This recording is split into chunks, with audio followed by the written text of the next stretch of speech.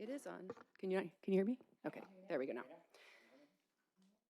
Welcome again to the March 12th regular meeting of the Palo Alto Unified School District Board of Education. The board met in closed session and took action to issue a notice of non-election to temporary certificated employees number 1 through 89 pursuant to Education Code Section 44954, effective at the end of the 2023-2024 school year, and directed the superintendent or designee to send out appropriate legal notice. The roll call vote was as follows: 5 ayes, 0 noes. The board also voted 5-0 to approve the resignation agreement and general release with employee number 801698. Let's now move on to our agenda. Can I get a motion to approve the agenda order? So moved. Second. Second. All right, let's vote on the motion. Student board member, preferential vote? Colleagues, all those in favor? Aye. Okay, agenda order is approved. Moving on, student board member reports. Everyone. So, first of all, I was not here last meeting because I got my wisdom teeth pulled. So it's great to be back. Great to be hanging out with all of you wonderful people. My favorite way to spend Tuesday nights. With that, I'll get into semi-board report. So for starters, ASB has been running a few events. Sophomores had cake decorating events. Lots of fun social things going on in the sophomore class. Sophomore class has done a great job of organizing all these events to bring them together. Pali Science Olympiad has their regionals coming up real soon. If they make it through that, they'll make it to the state championships. Additionally, Speech and Debate hosted state qualifiers, which was about 500 or so students at Pali in suits. I'm sure that wasn't confusing for everyone seeing that flood. Everyone coming in, debating. Great event put on by Kyle Hayatollah, our speech and debate program director, who organized the whole thing, made it all happen, and it was a wonderful time to be there, watch everyone compete. We also had a series of people qualify for the state championships. I think it's about 8 teams right now are going on to the California State Championship. Additionally, this is right now actually the end of the speech and debate in our regular season. Last practice happening right now. Pali Robotics is going to the World Championship in Texas after their most recent tournament. The business team, or not just the business team, won the Impact Award, which is a highly prestigious award for every robotics team for making the biggest positive impact you can on your community. And that's what secured them the seat at World Championships in Texas this year. And this is also their first time ever in the history of Team 8 making Worlds. So it's a super momentous event for them, and we're really excited to see how they do. The outdoor track and field season has started. Most notably, I hear that senior Grant Morganfield has placed second at the New Balance National Tournament. Incredible job by our track team, especially by Grant. Gun Title IX team has invited some of our RISE members to come and give a talk. I'm sure Chris can speak a little bit more to that. And we'll be going next week to have a talk about consent, education, and more of the issues surrounding that. Seniors, of course, are having a few events dealing with their college apps, that whole process, which is so exciting to see and also, I'm sure, super stressful. We are all giving our support out to our seniors at this time, and we're really excited to see where this takes them.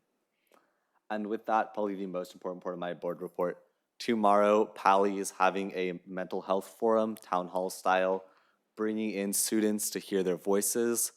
Everyone invited, anyone watching, parents, students, y'all are invited to come in during prime, talk to members of the administration, this board right here, coming to talk a little bit about the resources and the incredible amount of work that the district has put in and the site to make sure that we never have to see a repeat of the events at Gun the other week. And because of that, it's really important to hear from every student. And we're hosting this event to try and build some awareness about the incredible amount of resources that we have access to, and also get some feedback from the students who are experiencing this every single day on what more we can do to decrease that stress, take some of the workload off, and also with the understanding that there is inherently going to be a ton of stress at school, how we can support students through that transition. So for everyone watching and everyone here, you guys are invited. Please, we want to hear your voices. That's about everything I have. Awesome. All right, thanks, Karthi. To start my report, we'll go back to Friday, March 1st, when during lunch we finished up our spikeball tournament in Bow Gym. The final featured seniors Marcelo Chang and Aiden Chowdhury playing against seniors Milan and Omri, and the former team came out on top. Shout out to Dance Commissioner Josh Kim for making this event happen. This past Tuesday, students gathered in Spangenberg Theater to watch the prom location reveal video. A few of our SEC members were in quote-unquote detention with our student activities director, Lisa Hall, before deciding to hack into assistant principal Harvey Newland's computer to find the prom location. This year's dance will be held at the San Francisco Design Center Galleria, and thanks to Ben and Naomi, our video commissioners, for putting the video together. Sproko is something brand new that SEC is doing this year. It's an impact project that senior class Vice President Naya Nebriaga and I are leading, and just like homecoming, we're having brunch, lunch, and prime games throughout the week.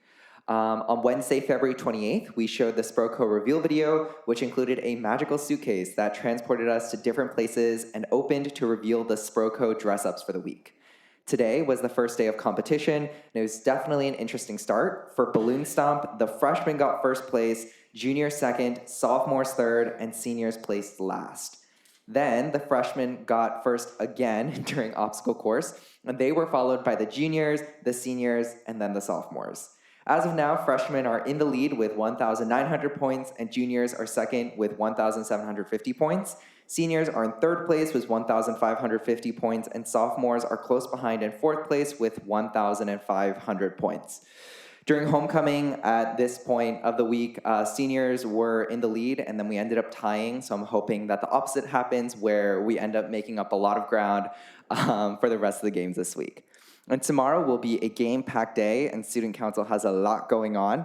So first, during brunch, 2 contestants from each grade will be playing Flying Fish, where one person gets pied in the face with shaving cream, while the other person throws goldfish at them and tries to get the fish to stick to their faces. Then during lunch, we're having our annual staff versus student basketball game, Clash of the Titans. And finally, during Prime, we'll be holding Jeopardy in Bow Gym. For some other news, the March issue of The Oracle came out last Thursday. It has stories ranging from an investigative piece about Gun Self program to features on student filmmakers to a whole gaming spread in the centerfold of our paper. We also have a full page of games compiled by Dan Honigstein and Violet Tibble. Coming up, Dr. Stratton asked me to publicize the parent equity event this Thursday. Even though it's at Pally's Haymarket Theater, our admin team encourages gun parents to attend. Midsummer Night's Dream is opening on Friday, March 15th, and is running through the 23rd, and there will be 6 shows. Gunn is putting on William Shakespeare's most famous comedy, and it's filled with mystery, deception, and fairies, based on what I've heard. There will be live music the entire show and a gala on opening night, and there will also be audience engagement in the program. Moving back to Student Council, elections are happening next week. So I'm on the elections team, and it's cool getting to see everyone's speeches and campaign videos. So lots to look forward to there. By the next board meeting, we'll basically know who will be my successor. As Karthi mentioned, Title IX consent education training is happening. So student facilitators will be presenting to other students during SELF on March 22nd. And then they're meeting this week to have a training meeting. CASP testing is coming up the week after elections. Our junior class officers, Melinda and Haas, put together a promo video to help Gun reach and exceed the 95% participation threshold that we were able to meet last year.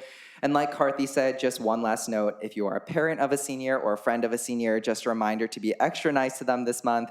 Many seniors, including me, are getting 5, 10, 15, or even 20 decisions all in a matter of weeks, and it's definitely a lot to process. But with that said, that's all I have. Thank you. Okay, Dr. Austin, Superintendent of Schools report. All right. The first part, just bear with me for a second. It's only going to make sense to our CSEA members, but I do have a quick readout that CSEA, which is at the state level, so not just our local CSEA, has now signed the agreement to resolve the Juneteenth matter that involved many school districts across the state of California, including us. And the agreement will now be sent to the court for approval. The agreement will not become final until it receives final court approval, likely sometime after May 2024. Again, that's going to make a lot more sense to CSEA, but it is something we need to read out. I'm excited to go over to Pali tomorrow and interact more with some students there on some topics. We've already done that at Gun once. We've got a second round lined up. And this last week, I was able to go to Pali for the Principals Advisory Committee, which is pretty cool. It's something Mr. Klein does with his students. The representation is pretty awesome in the group. Just a very eclectic group. And I showed up over there and talked to them about 5 minutes about a couple of things I wanted to make sure that they heard. And the rest of the time was question, answer, and sharing whatever they wanted to share. I just wanted to let you know that we really focus on two areas: mental health, specifically how to get students to help when they need it.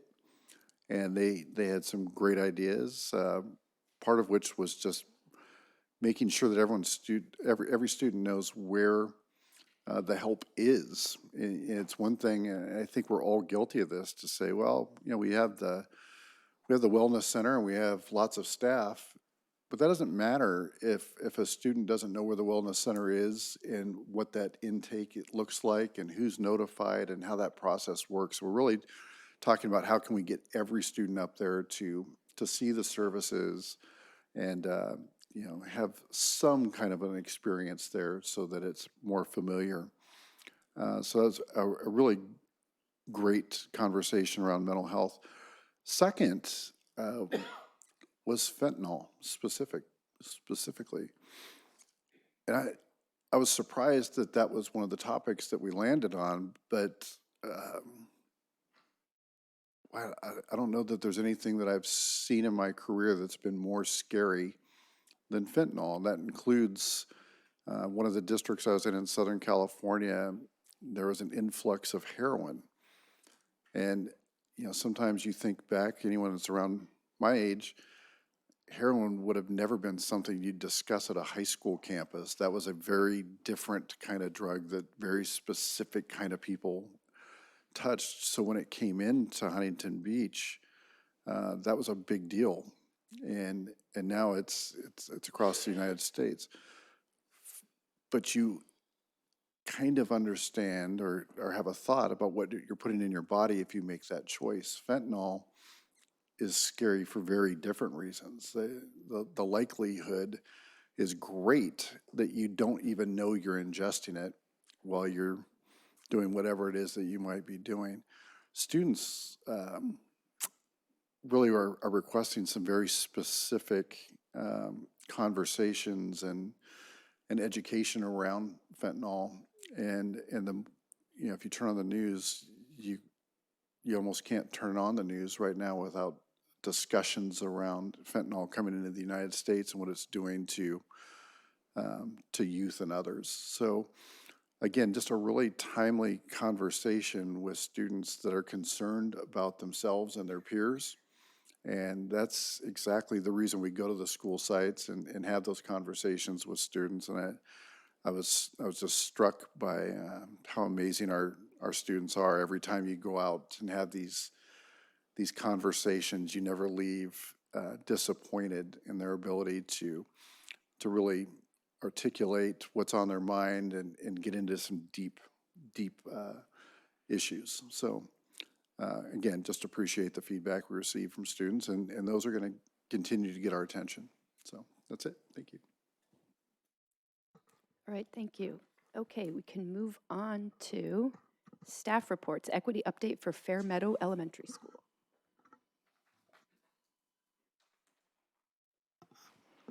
All right, we have Miss Iris Wong here from Fair Meadow with her wonderful, amazing team of multicultural affairs liaisons here to present the special education, I'm sorry, I'm thinking special ed, here to present the equity update for tonight. Thank you. Good evening, board members and community members watching tonight. My name is Iris Wong, and I'm the proud principal of Fair Meadow Elementary, here to do an equity update utilizing the SWIFT plan. As you can see, the SWIFT framework has 3 categories: leadership, culture, and practice, with the equity lens embedded throughout. And the section that I'll be covering tonight is leadership.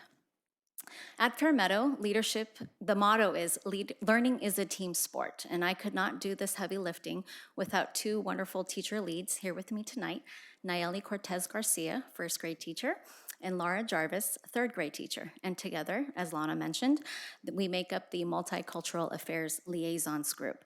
And this team does meet with our district equity committee. In fact, today they had a full day of professional development where they talked about and provided resources centered around equity as well as restorative practices, which we will take back to our site and embed that through our work at our school site. Here's a snapshot of how learning is a team sport at Fair Meadow. As you can see, there are a variety of opportunities where students have to show off their team building skills and just being a student outside of the classroom doors.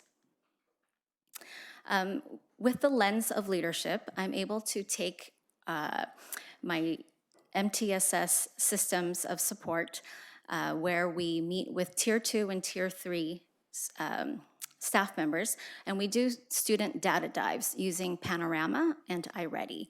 And with those programs, we really talk about SEL, social emotional learning, as well as academics, reading, and with an intentional focus on our ESRI students. As you can see here, utilizing our Panorama data, we've made great gains in all 4 categories of social emotional learning, with obviously some room for improvement, but we are working towards a positive school experience within our students. And we also have plenty of student leadership opportunities that are embedded outside of the classroom doors that are listed here, such as the Buddy Program, our Math Boosters Intervention Program, Student Council, Noon Sports, and Safety Patrol. And again, these are opportunities where students can become leaders, as well as shine and really learn team building skills and building that positive student-teacher relationship. And to talk about culture, we have Nayeli. Tying back into the last slide you just saw, Math Boosters is an intervention program where the intention is for students to build not just their skills, but also their confidence.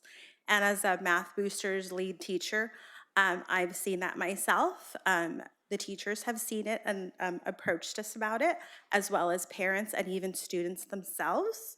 The students' confidence and skills are really reflective as they even want to come back in a leadership position, tutoring younger students. Here you'll see some of our Fair Meadow culture activities. We do have daily clubs, and that's intentionally done so that our students are able to participate in something every day and they have a place to go to. In addition, we have Noon Sports, which is teacher-led. Our teachers are the coaches, and it really makes a great connection between the students and the teachers as an added support system. Our 5th graders are able to also become captains, again, being able to have a leadership position there. And then in addition, it really promotes our sportsmanship. And in the next slide here, you'll see a little bit of our Fair Meadow culture. We have fun. Here is a little bit about our PTA supports. Our PTA is supportive of events such as Noon Sports, activities at lunch, after school, such as community events. We actually have math night tonight. And here's a snapshot of some past events that we've had this year. And Laura will talk to you about practice. Thank you. As you can see, we include equity throughout all of our practices at Fair Meadow, and I'm just here to reiterate that we really try hard to put students at the forefront of everything we do at our school. taking into consideration their needs, especially those ESRI students when we place them in classrooms and other opportunities. And we also work hard to establish positive relationships, and we do that by utilizing that information in Panorama, iReady data, obviously, in placement as well, and ongoing PDs, as we've mentioned, that we're involved in as well. And most importantly, we include families in that, and we are able to do that through the use of our SAFE specialist, Claudia, who kind of bridges the gap between school and home and is able to help be a communicative liaison for our families and our school. So thank you so much. And that's it. Thank you so much for that report. Okay, we have one public comment. So before we discuss as a board, Mr. Davis.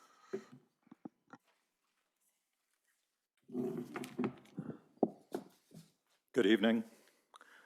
It is kind of frustrating to see an equity report with literally no data or information about any of our equity focus groups. Here are some Fair Meadow numbers. 1/3 of the suspensions are students with disabilities or socioeconomically disadvantaged students, even though the numbers for each group are small that one couldn't make much of a statistical statement about that.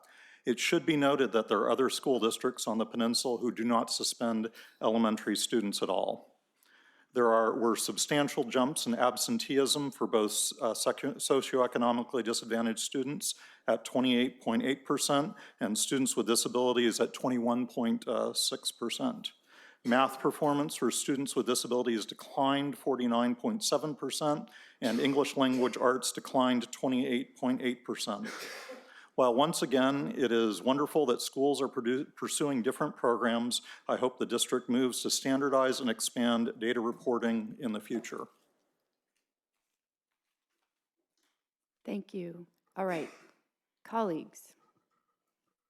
Anyone? Siegel? I just wanted to thank you for your presentation today and your advocacy and participation as well in the Equity and Excellence Alliance. And after each meeting, I jot down the exciting work that is happening. And so I'm wondering if after all the schools have presented, and maybe this is already going to happen, if the elementary school principals meet together and then the middle school principals meet and the high school principals meet to look and see what are we doing and what are our best practices and maybe what can be implemented more broadly, because things I wrote down today, I was like, math boosters and student council, are those things that are being implemented at each school? And just more information about that could help make sure that the sharing of best practices is being done after these presentations as well. That is all. Ms. DiBrienza. Thanks. Thank you for this, and thank you for all your work, knowing that today was the equity work, and tonight is a math night. It's a lot going on, and I appreciate when staffs from our different schools show up here and show us a lot of what's going on in their sites. What stands out for me with each of these really is that we are often, I'm probably going to mention this a little bit in our promise too, we are so often talking about the scores and the achievement gap and whatnot, and I keep pushing us to make sure we're talking about the climate and the culture as well, because obviously you need that in place too. And hearing recently even more an increase in absenteeism, in not feeling belonging, in mental health issues, in behavioral issues, I think that has become even more important now. So while a brief presentation by each site each time is not a comprehensive report, I am grateful to hear about the culture and climate things you are all working on and trying to increase a sense of belonging and supporting every student, both academically and as being a part of the community. So thank you. Anybody else? Yeah, I want to thank you all for the presentation. We've been having these reports for a while, and I want to sort of talk about process really quickly for the community. I think some folks can feel a little bit of whiplash when we up here really laud these presentations, because they're awesome and they're fantastic to hear what's been happening. I think community members who feel like what is happening isn't, we aren't there yet, it can feel a little bit weird to hear us talking about how great the presentation is. On the other side, I think that district staff spend so much time putting the direction the board gives into practice, and it's always a moving target in that it's always a work in progress. And so I think district staff can also maybe feel sometimes disheartened if the board sort of one-sidedly agrees with the criticisms that I think many times are rightfully levied on the pace of progress. I just want to give perspective and say that, to me, the way I look at it is we can both recognize and appreciate the great things and steps the district has taken and the effort that has been put in, which is amazing. And also that community members, I think, rightfully comment and critique us up here to hold us accountable, to exercise oversight in the way that we need to exercise oversight. And I just don't want people to view these reports as sort of a dialogue between district staff and community members, because I happen to think the criticisms that community members have can be very correct and really should be taken and are taken well by the board. And at the same time, we can still recognize what a great job district staff are doing. So I just want to put it out there because I happen to agree with both how well the progress has been made and also the criticisms or the observations of community members with respect to big picture, the district's focus and energy with respect to special education. Okay, thank you. Student board reps? All right, thank you very much for your presentation. Okay, we'll move on to item 3B, the Promise Annual Report. I'll just frame this one up real quickly before I turn it over to Dr. Che. I was just laughing, opening one of the attachments and saying, well, our backup material on this is only 424 pages. Yeah. Lots of attachments. Yeah, no, I heard it reads well. I mean, just joking. Well, actually not. I was talking to another superintendent from Ohio, and the school district in Ohio is high achieving, and they follow us. And he asked me about the Promise. How'd you get there? How'd you narrow this thing down, and where is your strategic plan? I said, well, if you ask the second question, you don't understand the Promise. This was launched in 1920, and Derek, Mr. Moore and I still laugh. We spent 2020. I'm sorry. Yeah, it's been around a long, long time. Yeah. So thanks for that, Derek. So 2019, 2020, and we probably spent as much time on coming up with a name and then formatting as we did with what it was going to say. And just some quick history on this, because someday we'll all be gone and the history can get lost. The reason it had 5 goals is because we took the feedback, we took everything we thought was an issue, and we started writing on a whiteboard, and we slowed down after goal 5. And we said, stop. Because if the goals aren't the first thing that come to your mind, then now you're just stretching. And then it turns into what everybody else calls a strategic plan, which was every idea anyone has ever had about every topic. That's why there's 5. That's why there will always be 5. There won't be a 6. Those 5 could change. I'll tell you right now, we don't intend for these 5 big buckets to change next year. We look to evolve within them. But it took focus. And remember, the first versions we brought were actually met with a lot of opposition and whatabouts. But now we got into this thing after a few years, and I was telling the colleague in Ohio, I imagine we would have massive backlash if we discontinued the PAUSD Promise. it has become a fabric, a piece of the fabric of the district, and something that I think we can really point to with, you know, some pride about the concept, and really sticking to why it was put in place in the first place. So what you see tonight is going to be a brief presentation that won't even start to capture the real importance of everything that's gone into this over the years as it continues to evolve and really be something that helps to define who we are. So Dr. Che is, for the last couple of years, has really taken over a giant leadership piece in putting this all together, and her and her team making it look nice, but also trying to capture the important parts. I would just reiterate that tonight is still, while it looks very finished, it is still a draft. So if we have input tonight, we can still incorporate to a degree. Okay, so Dr. Shea, all you. Thank you, Dr. Austin. The promise goals are our strategic plan started in 2019 by Dr. Austin. Since then, we have made progress in terms of organizational clarity and alignment. Data socialization is sharing of data with all members of an organization, promoting a culture of strong collaboration, and we're seeing a positive trend on this.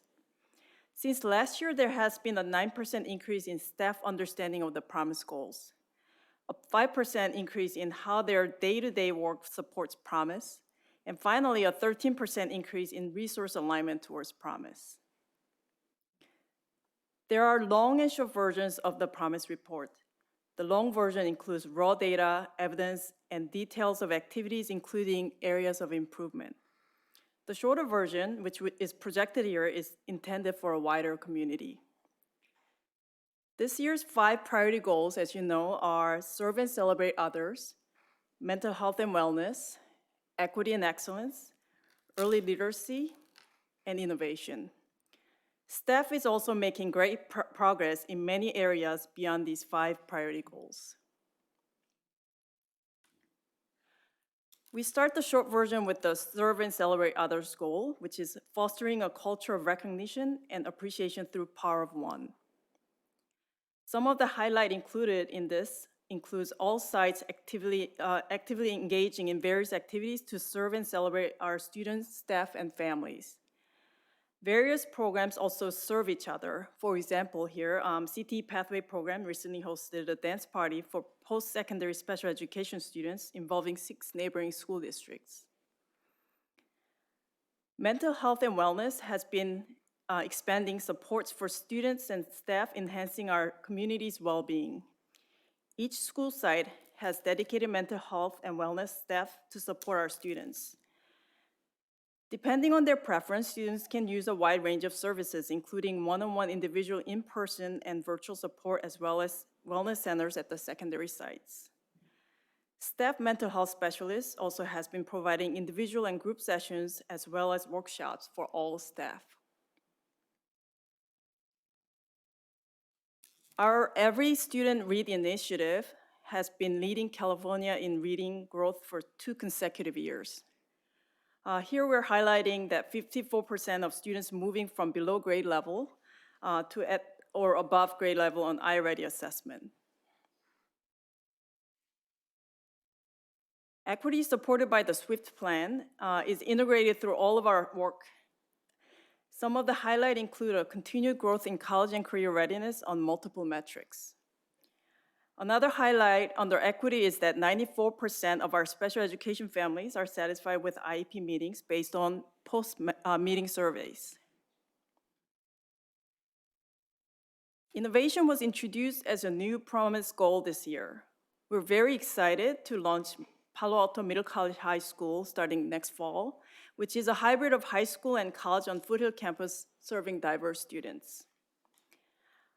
Other innovative work includes evidence-based grading work, as well as AI committee releasing AI guidance document along with resources.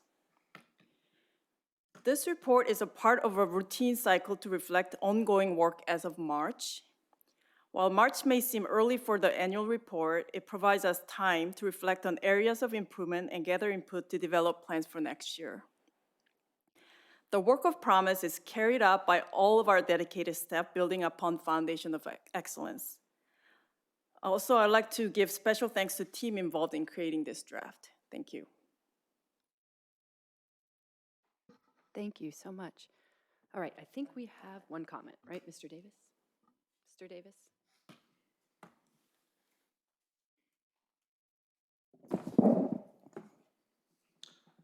I want to thank the district and board for their focus and persistence on this matter. As someone who's here for many of these presentations, this work is really appreciated. I will have an edit to suggest, however.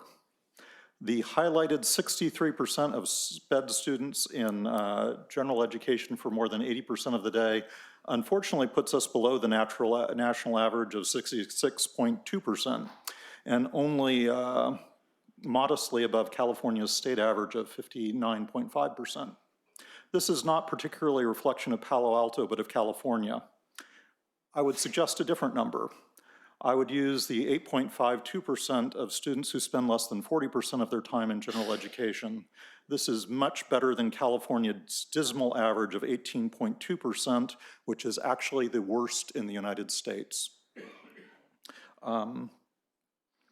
We are, if you were to look at Palo Alto versus the United States, which we're not versus the United States, we would be behind 19th states for that metric, but we are well ahead of everybody else that I know of in the area. Thank you. Thank you. Okay, colleagues, let's go first. Steve Rienza. Thanks. Thank you for all the in-depth work to the whole staff that put this together. It's, as much as we sort of joke about the 424 pages, it's really inspiring to look at it and see just how much work every staff member in this district is doing to implement this promise, and not just in the interest of serving kids, but also in finally making sure we stop leaving some of those kids behind. So I think it really is a testament to the quantity of work that is done every day by teachers and support staff and administration every single day. It was just really fun to read. I've got a few quick comments, maybe a question, that perhaps not surprisingly have to do with equity.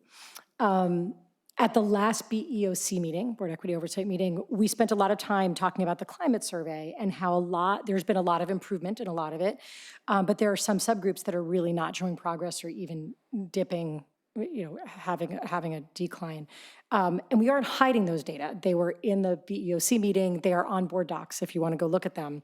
But I am assuming that this, in fact, you just said, is probably going to stay a goal for next year. And I think it's helpful to make sure, and I'm thinking now about the shorter, like you said, it's just a draft, but the 18-pager as opposed to the 424-pager, I think given that most community members, if they read any of it, are much more likely to read the 18-pager, making sure that we find some place to highlight really why it's still a goal, right? That we have made progress, but there are places where we've lost ground or that are stubborn pockets that we really clearly have more work to do. And so, families that may want to know why we're still focusing on that, know, and families that are in that subgroup see that it is a problem, right? Because when we just give the high level stuff, it's like, wait, but that's not my kid's experience, or this particular subgroup is really struggling right now. So I just think that that's important to make sure that in the shiny 18-pager, we also include some of those struggles that we're still working on. The other thing is, this won't be a surprise to anyone who's been around a while, I noticed that yet again, we used low-income Latinx kids as our measure, the progress they've made.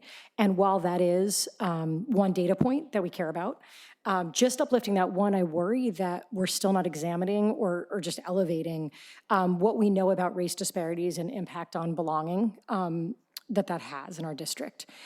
So, we have wealthy Black families that maybe don't even start here or that leave here out of fear of will their needs be met academically? Will they feel a sense of belonging in our district?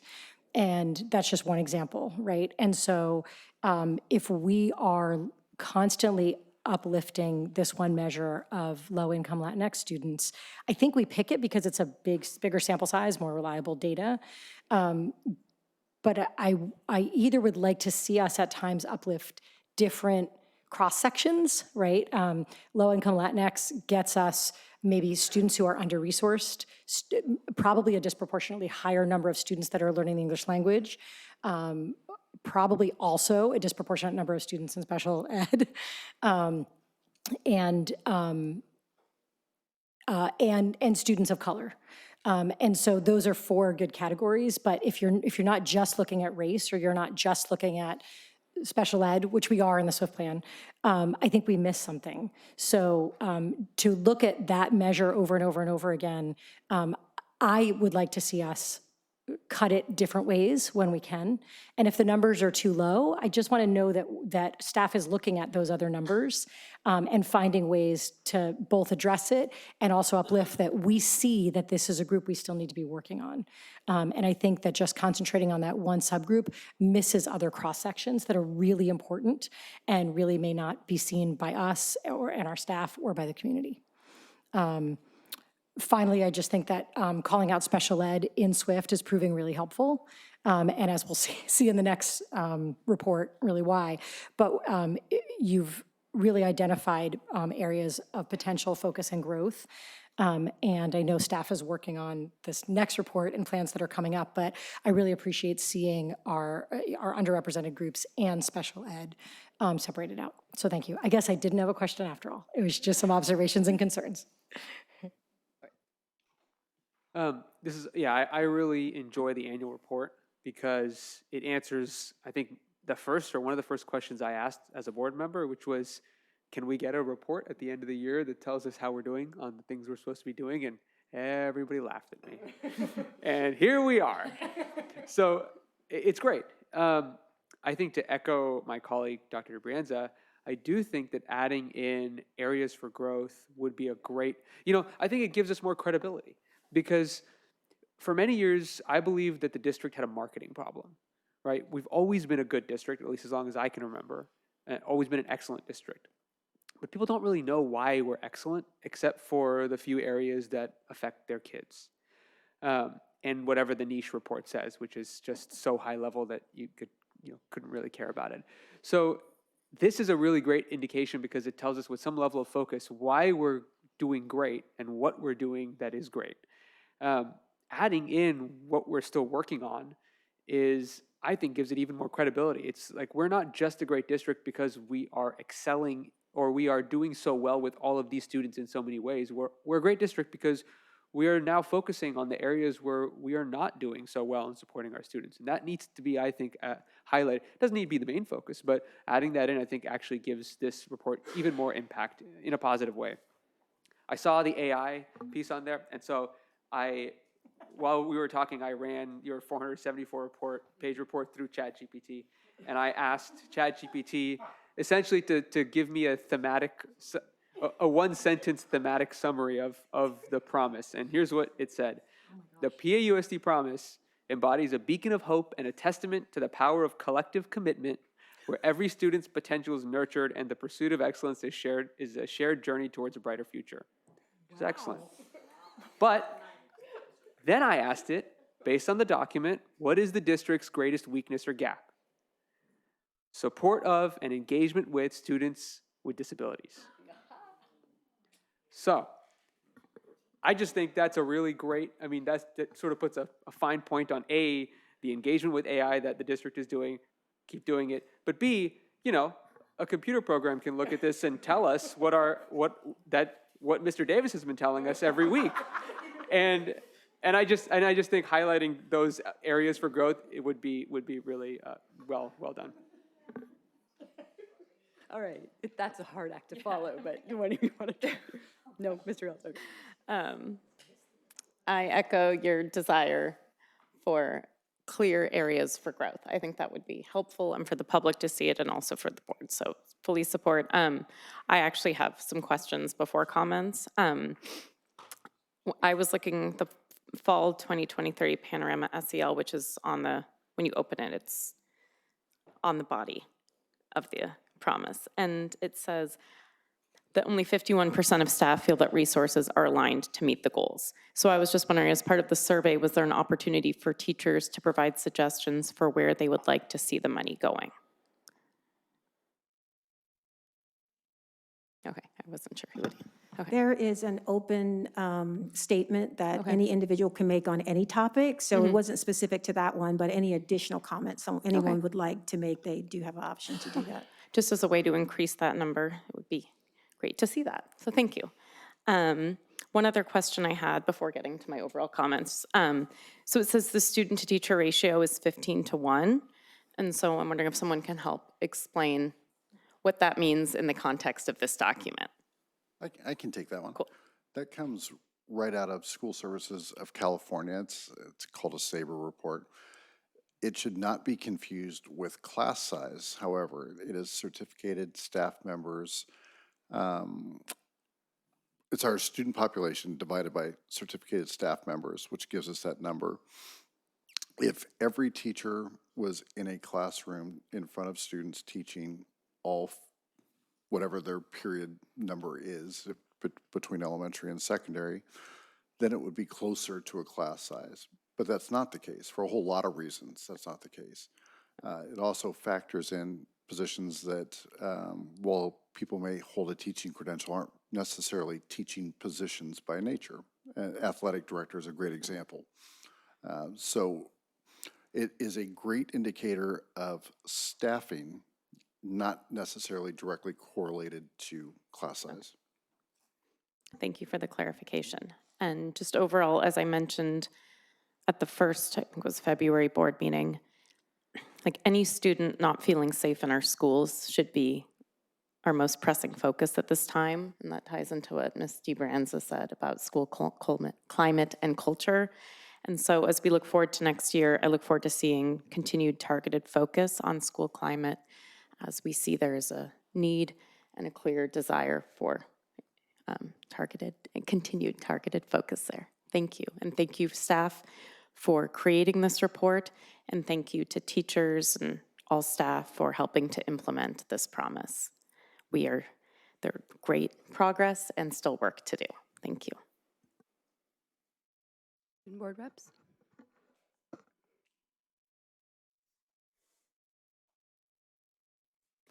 I want to talk a little bit about mental health and stress in the district and some of the experiences that have been shared by students, and most importantly, some of the disconnect that currently exists between work at the district and administration level and the students themselves. And I bring this up because I recently had a friend actually go through this process.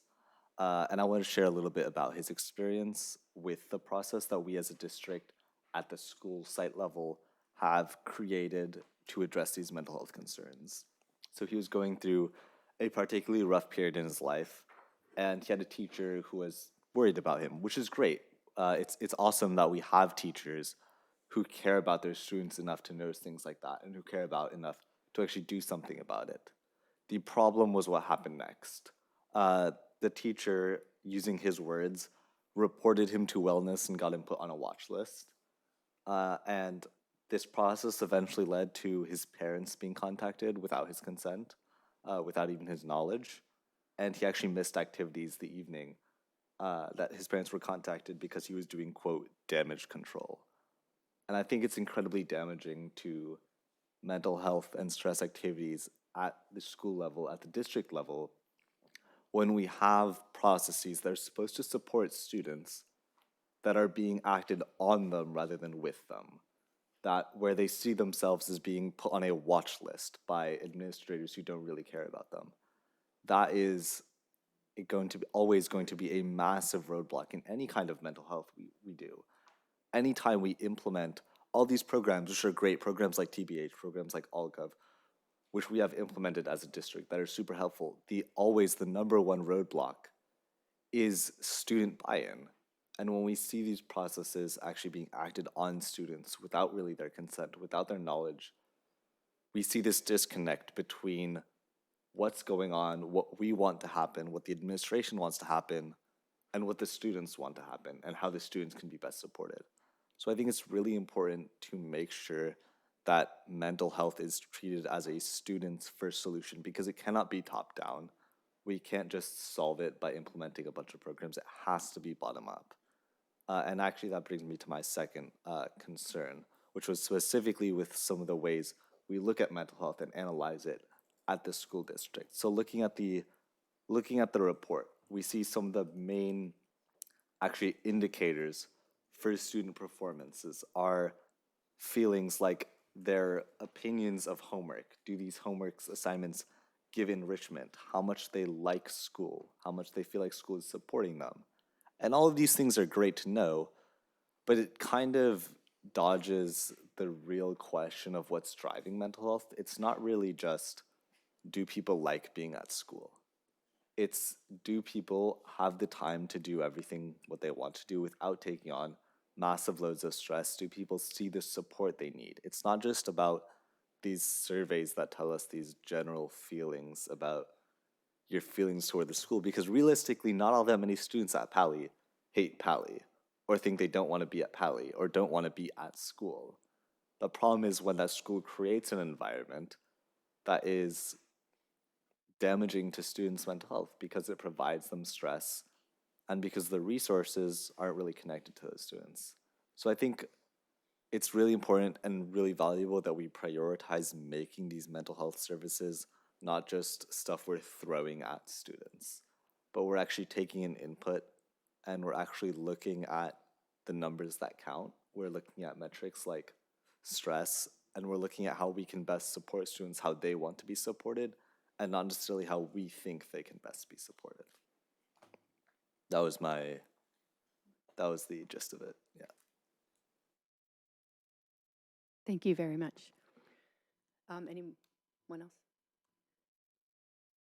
All right, I wanted to just build, first I want to say, I reiterate the comments about adding areas of growth to the short version. I don't know if that's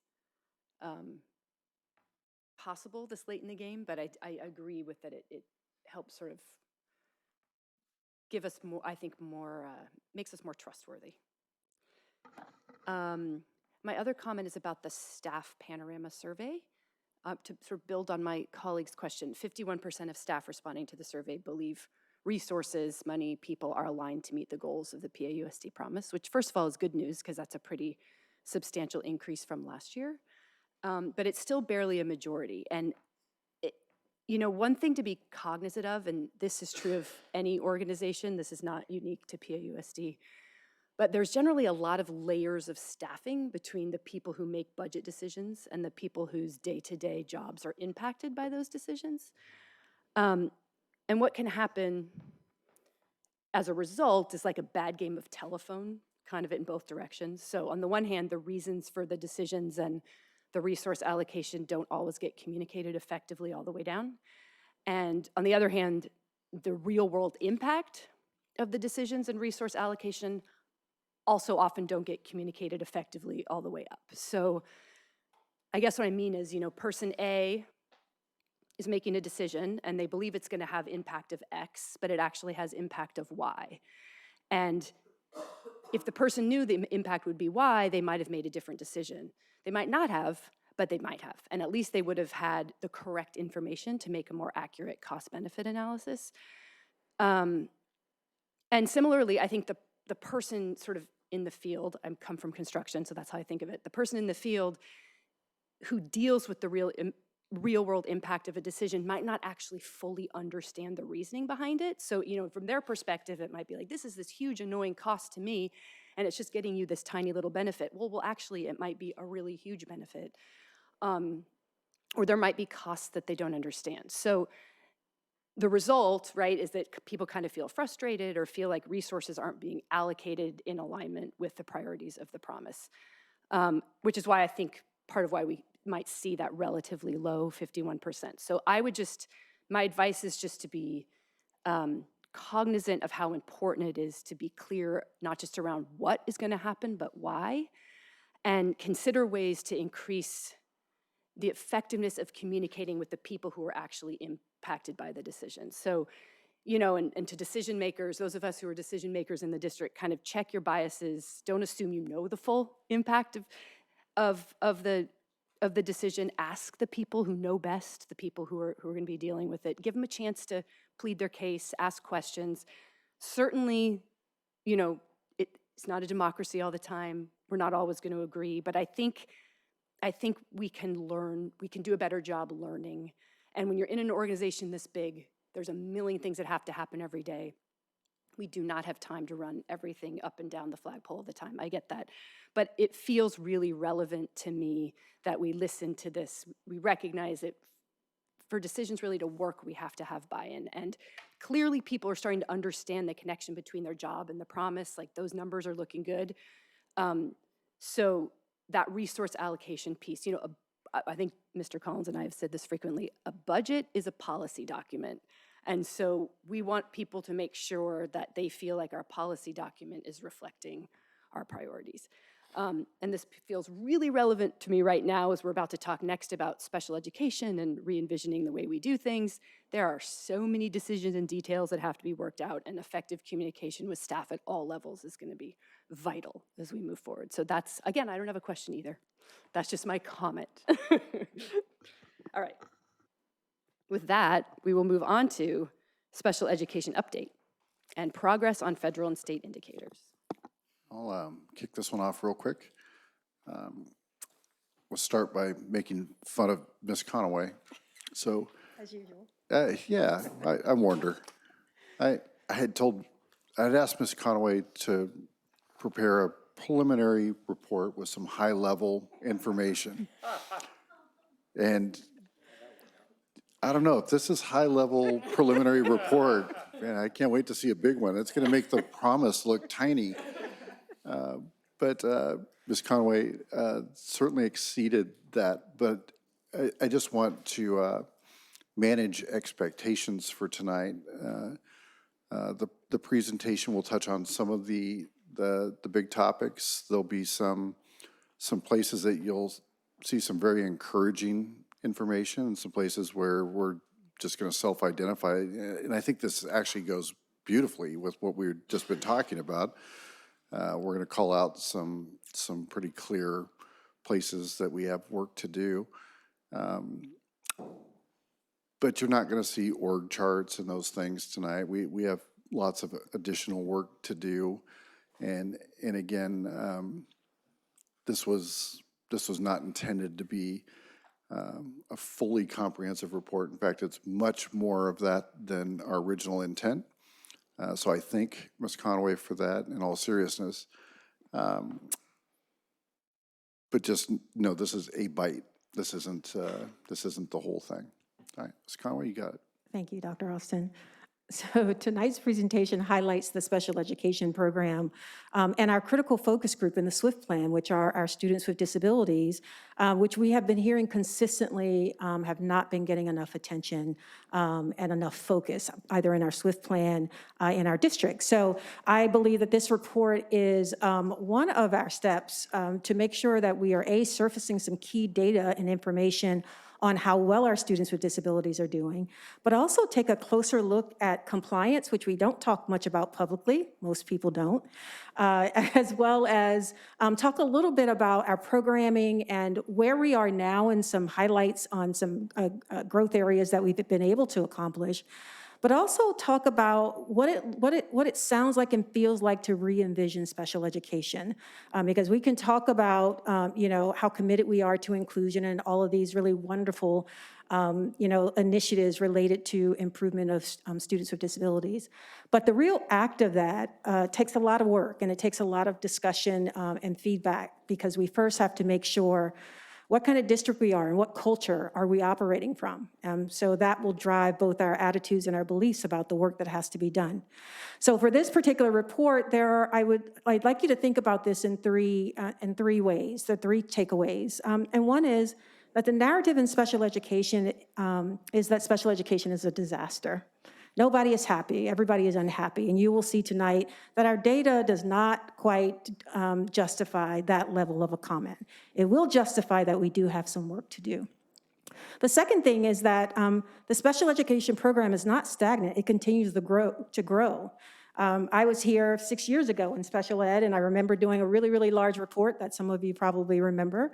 And I did a survey back then as well. And I will tell you that the survey that we will be seeing tonight, it shows that there is a significant improvement on the perceptions of special education program. But more importantly, there's an improvement on the number and scope of programs that we are offering in our district right now. And also, we have work to do. That's the major takeaway from this very, very long report. Is that while we do see progress, we do understand where the frustrations come from and where the pain points are. So our goal is going to be to dig in a little bit deeper and find out where our low-hanging fruit is, and then where we can go with that. So we'll talk a little bit about student outcomes and compliance outcomes, not all of them, so we won't be here all night. And then my favorite part, the stakeholder feedback, and I'll have one of our coordinators come up and talk a little bit about our program achievements, and then we'll share a little bit of our future direction. We're not letting the full cat out of the bag right now, but you can anticipate some further conversations about the progress we hope to make. First, I want to talk about how we ensure our continuum. I hear this all the time, that PAUSD does not have enough programs to serve all of our kids. So I want to remind the board and the community that when we talk about the continuum, it does not necessarily mean that continuum is on site at every site, or that continuum is fully on in the district.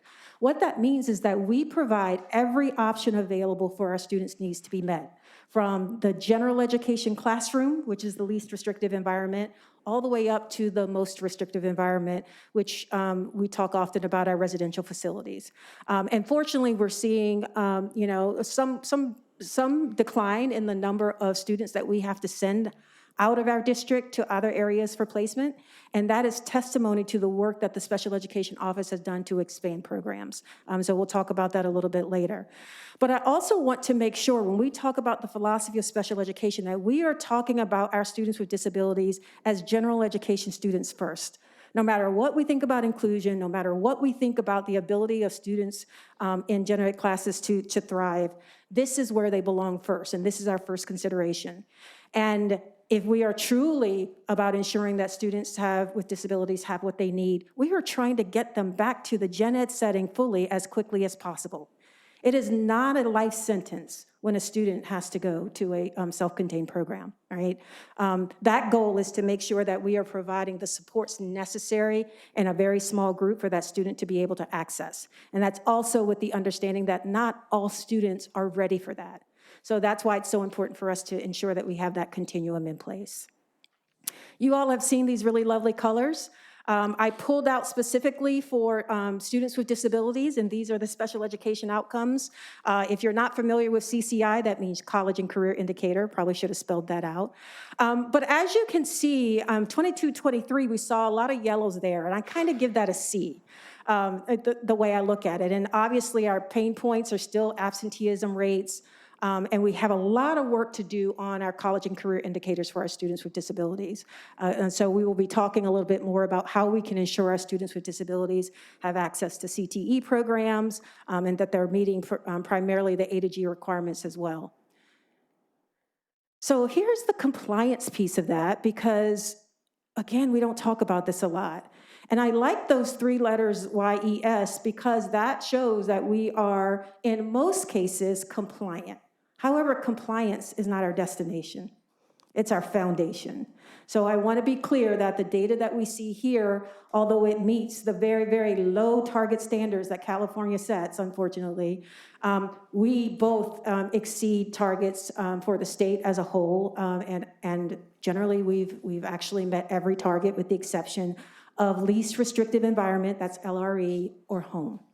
And what that means is that there are 6% or over 6% of students who are receiving special education services in the home, are on homebound, and more often than not, this is because of medical reasons, and the student cannot attend for that. So that piece is a little bit out of our control, but there's certainly more indicators that are in our control, and if you read the full report, you'll see that there are 14 indicators that the state looks at. This is a snapshot from their letter to us regarding our compliance with those specific targeted review data.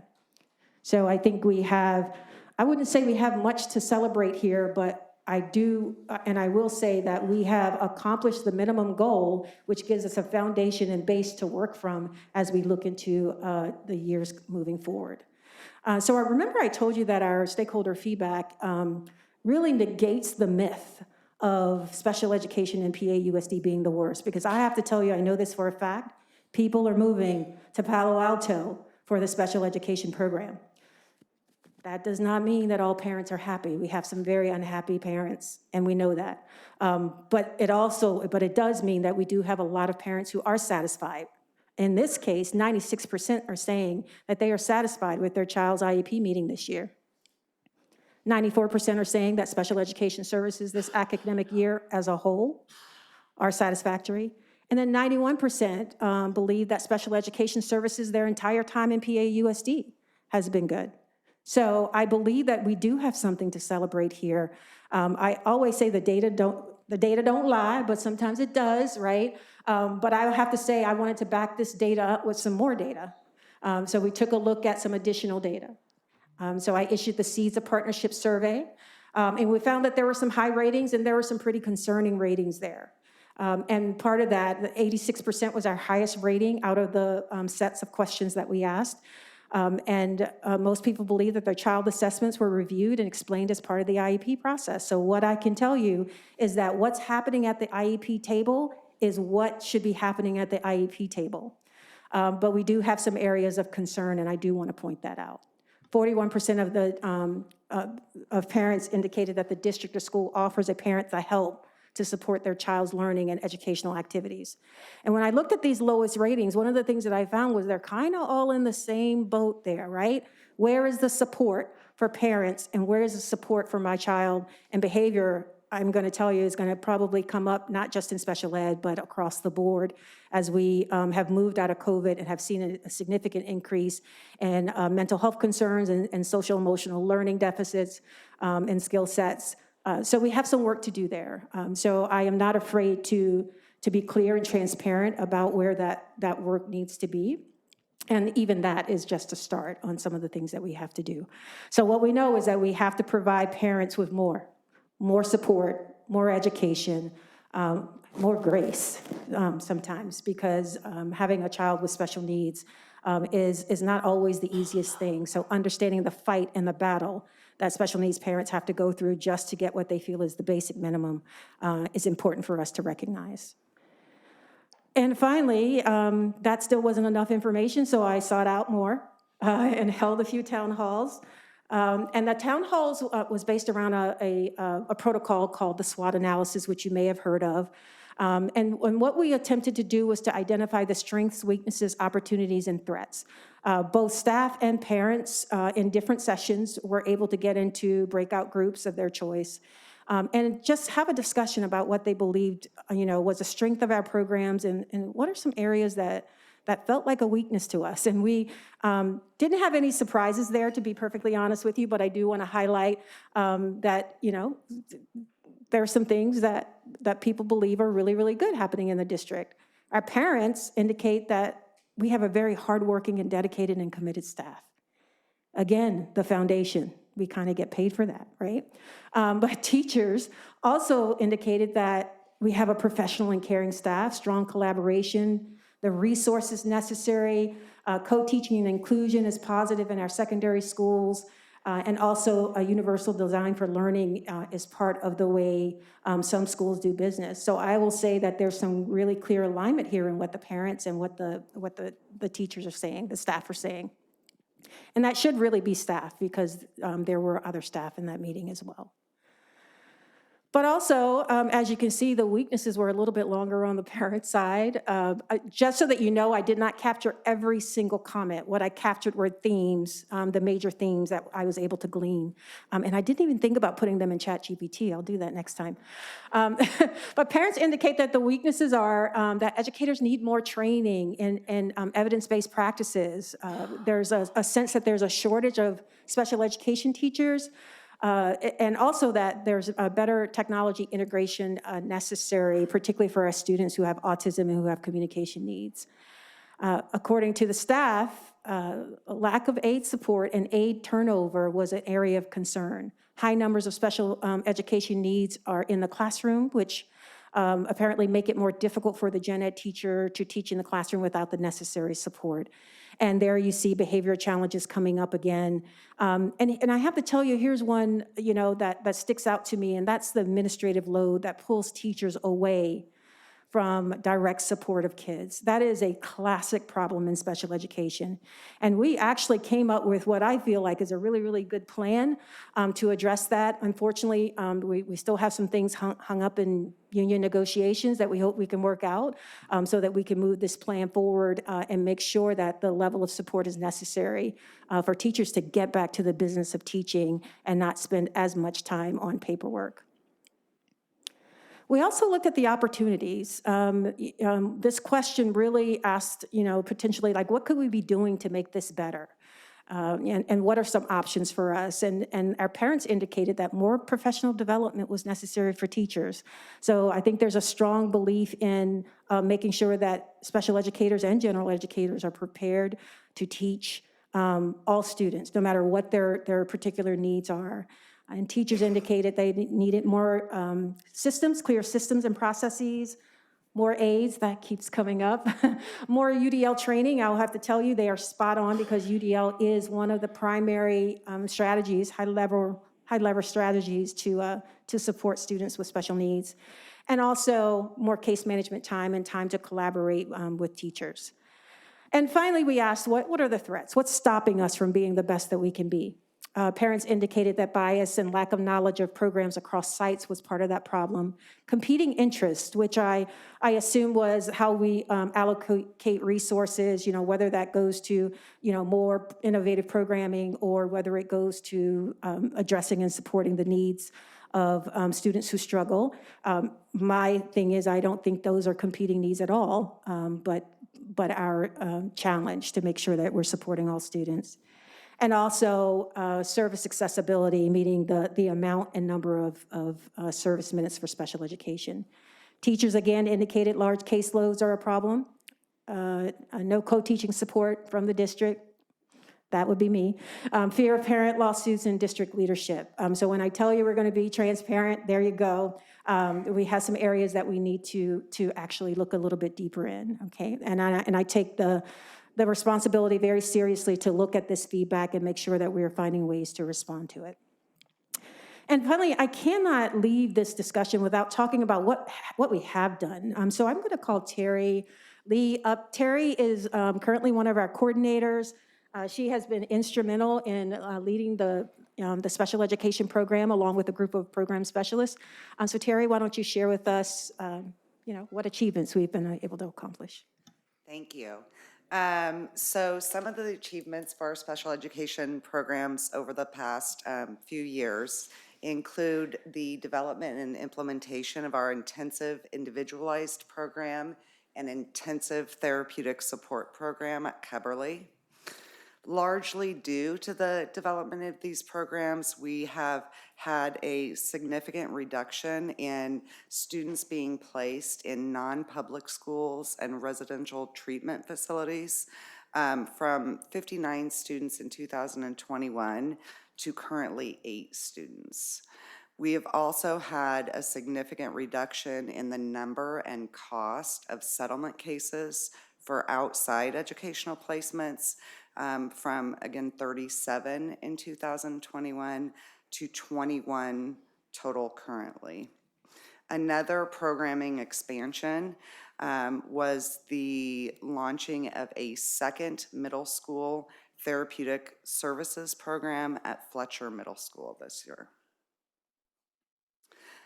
In addition to those program expansions, we have also implemented monthly compliance trainings for all of our special education service providers related specifically to IEP compliance. We have last spring formed committees in elementary. It was an inclusion committee, and in secondary, a committee specific to co-teaching to assess and provide recommendations related to our inclusive practices across all grade levels.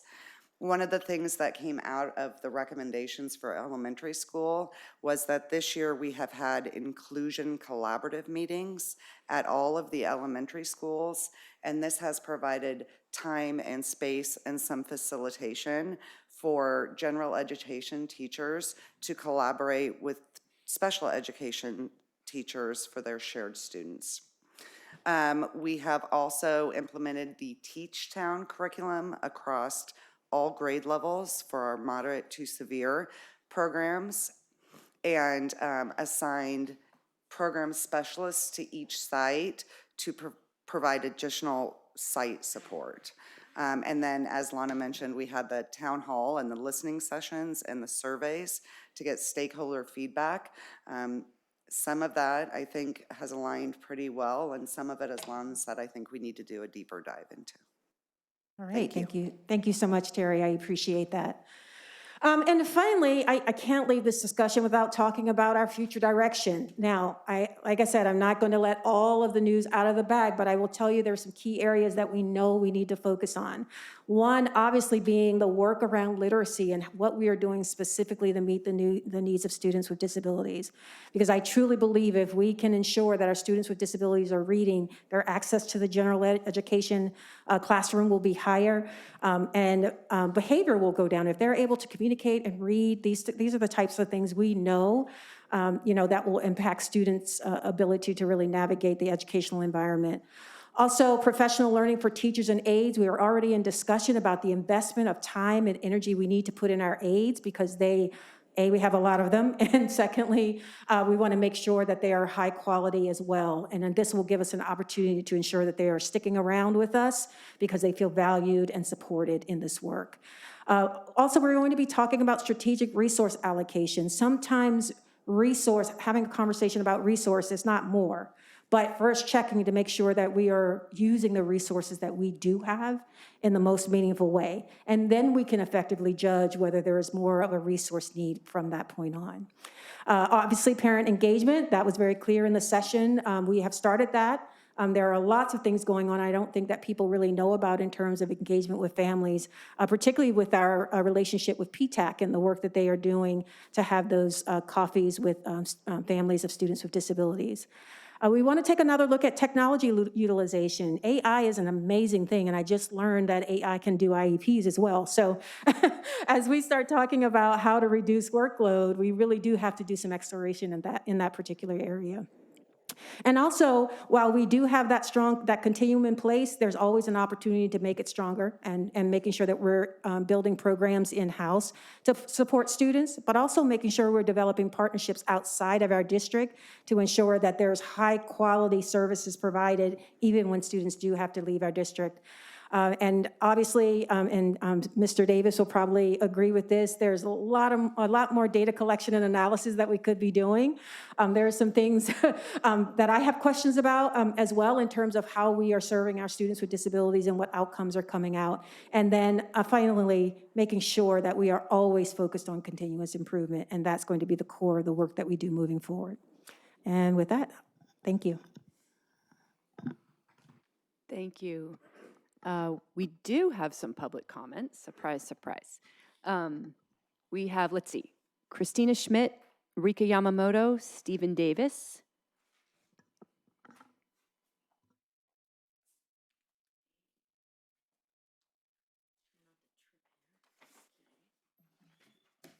Thank you for that report, Ms. Conaway. I'd like to express my gratitude for the dedication of the Special Education Department.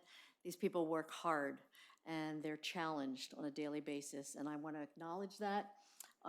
As someone who's been deeply involved in advocating for this particular cause over many years, I've observed firsthand both the challenges as well as the progress that we've made in the district.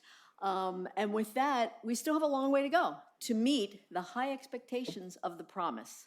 I want to say that again, the high expectations of the promise, because it's in there.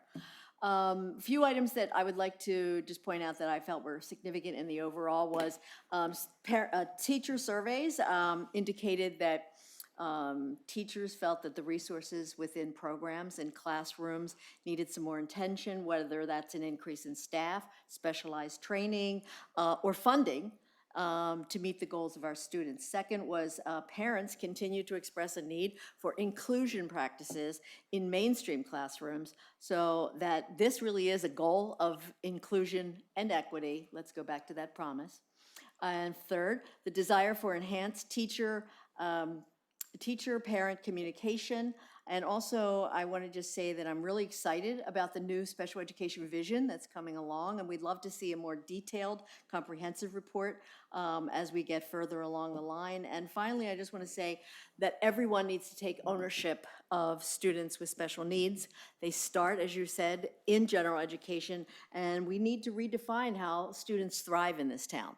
So I want to put that out first, and this really is the first step of equity, and it is the North Star of our promise, again, just to say that.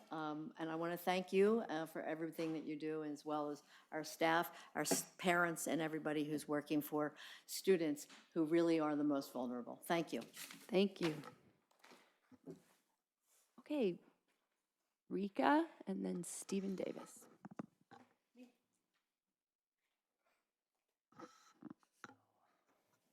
Yes, thank you for the emphasizing that we as a PAUSD as a one system. I really love it.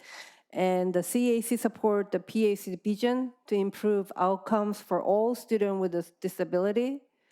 We will continue to assist by partnering with the parents, PAUSD, and community members.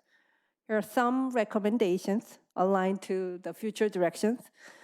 Update the PAC promise for special education for next 3-year plan, coherent with, again, one system, PAC priorities, IDA principles to address the performance gap for students with a disability, continue structured literacy programs, and build the capacity by training secondary staff and recruiting literacy specialists at all sites. Support the patch teamwork for UDL. Develop a generated AI handbook, including accommodation for students with a disability to access general education curriculum. A state standard IP template will be developed by June this year. Train all related staff and parents for the new standardized IP template. For students with chronic absenteeism, root cause finding and partner with the parent is essential. For suspensions, find if the disability manifests and ensure the procedural safeguard in place for parent and student. Adopt evidence-based practices to meet unique needs of the increased population of the student with autism by partnering with the California Autism Professional Training Network. Partner with the Santa Clara WOM line to create parent navigation support line. Adapt to legislative change impacting special education, such as Andrew F. case, Pledge case, applying those new rules from these decisions to support meeting full potential of all students. Thank you. Thank you. Thank you. All right. Stephen Davis, Kimberly Ang Lee, and then it just says Angela on Zoom. I hope this is part one of a long series of presentations to the board. The persistent focus on reading and equity at our board meetings reflects our priorities and values and has truly made a difference. Okay, now for my things. Please do not use California state color codes ever. Use numbers, which are in many cases reflect well on Palo Alto. The codes are almost meaningless and do not reflect the high standards and aspirations of our Palo Alto community. By the numeric data, we are doing better and in some cases much better objectively than other districts in the state, but we do have a larger gap between our students with disabilities and our general ed students. I'm one of those people who moved to this district in part because of those numbers. It's a big gap. It reflects well on the district, but the gap between our general ed students and special ed students is larger than it is in other parts of the state. Similarly with IDEA compliance reporting, that actually goes all the way up to the federal government, which is why I make my snarky comments about those 14 criteria. California's SPED program would be an embarrassment if anyone bothered to talk about it. We can, however, track ourselves against other states and target doing much better. I look forward to more special education reports in coming board meetings. Thank you.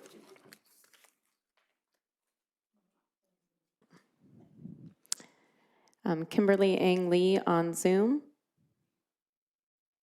Hi, can you hear me? Yes. Great.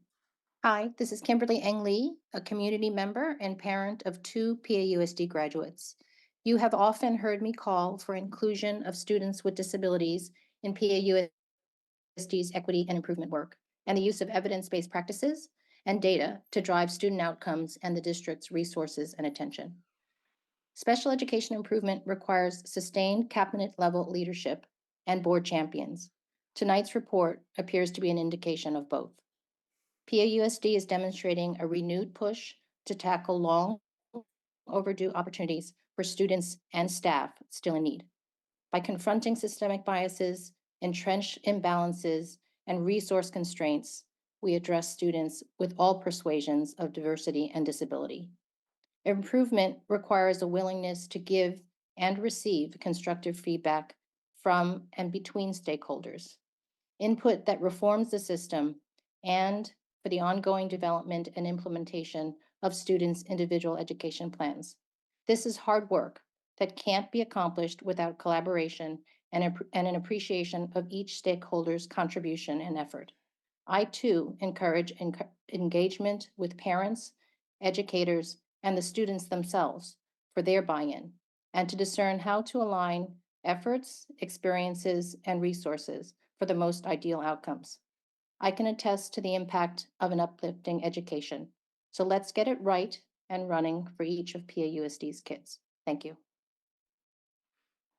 Thank you. Okay, we have Angela on Zoom, and then the Hi, thank you for taking my Zoom call. I'm a parent of three PAUSD students. One's already graduated, one's at Pali, and one's at JLS. And I'm just calling in because I've been very concerned about some things that have been happening at the middle school JLS. And I just wanted to voice my concerns because we've been hearing so much lately about the PAUSD wanting to give more support to special ed students.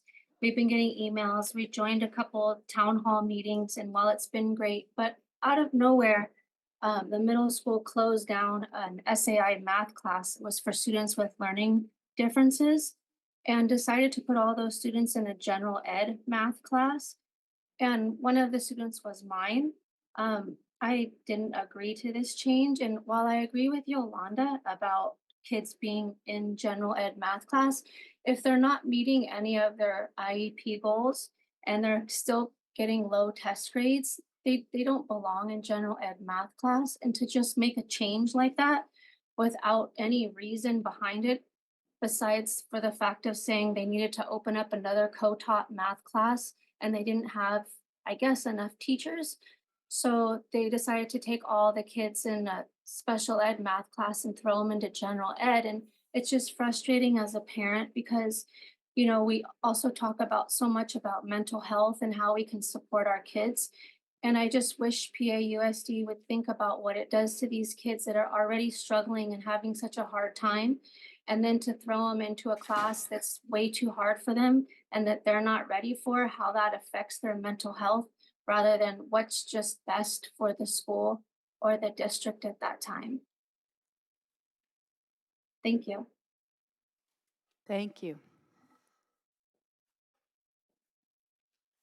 Here you go, B. Yeah, your turn. Thank you, staff, and especially Ms. Conway for the report. It was fantastic, and I'm sure if you weren't subject to the merciless time constraints of Dr. Austin, you would have answered all the other questions. Of course, being a true Palo Alto parent, I'll spend 15 seconds thanking you for what was in there and spend the rest of my time talking about what's left out. But, you know, that's important because what I tell people is if you're talking about inclusion, you don't really understand inclusion until you're excluded. So you have to look at what's left out. One fantastic thing that was left out in the report, for which I remain utterly grateful to you, was having the courage to offer and deliver in-person instruction during the pandemic. Challenging as our situation is today, it would have been a lot worse in many axes: academic achievement, absenteeism, mental health, and God knows what if it hasn't. And I was there, and I remember the vociferous and vigorous opposition you had to encounter from the community, from our negotiating partners. Please keep doing that. The road ahead demands that. The second thing is, it's great that each and every one of you thinks of our special ed students as general ed students, because special ed is a service, right? It's not a category. The one thing I would request is, in your next survey, please ask parents if their general ed teachers treat their students as first general ed students. I can only give my anecdotes. There's a huge variance. When we talk about averages, and we are great, the variation is what gets left out. But when we are talking about special education, we are really talking about the outliers, and lifting them will benefit all of us. Thank you for the great work. Please continue. Thank you. Okay, colleagues. I'm sure people have comments. Anyone? Start down here. Okay. I echo what some community members have said. Thank you so much for this really comprehensive summary, right? I mean, it feels like it's been a really long time since we've had a really comprehensive analysis of this. And while I appreciate that staff works hard to kind of chunk it into, not to give us these big things that things might get buried or lost in, when we're only getting chunks, we sometimes don't see the big picture. So this was a really, I felt like just useful data set to look at and information you compiled. Also, thank you for the community Zooms that you've had. I was on one of them, and the SWAT work, I thought, was just giving parents a chance to say stuff and now uplifting it, right? It didn't go filed away somewhere. It is now out here where we are publicly putting out, and you did it with the teachers too, right? These are the areas where the people that are the closest to our special ed program say our strengths and weaknesses and opportunities and threats. So thank you for doing that. Clearly there's room for improvement.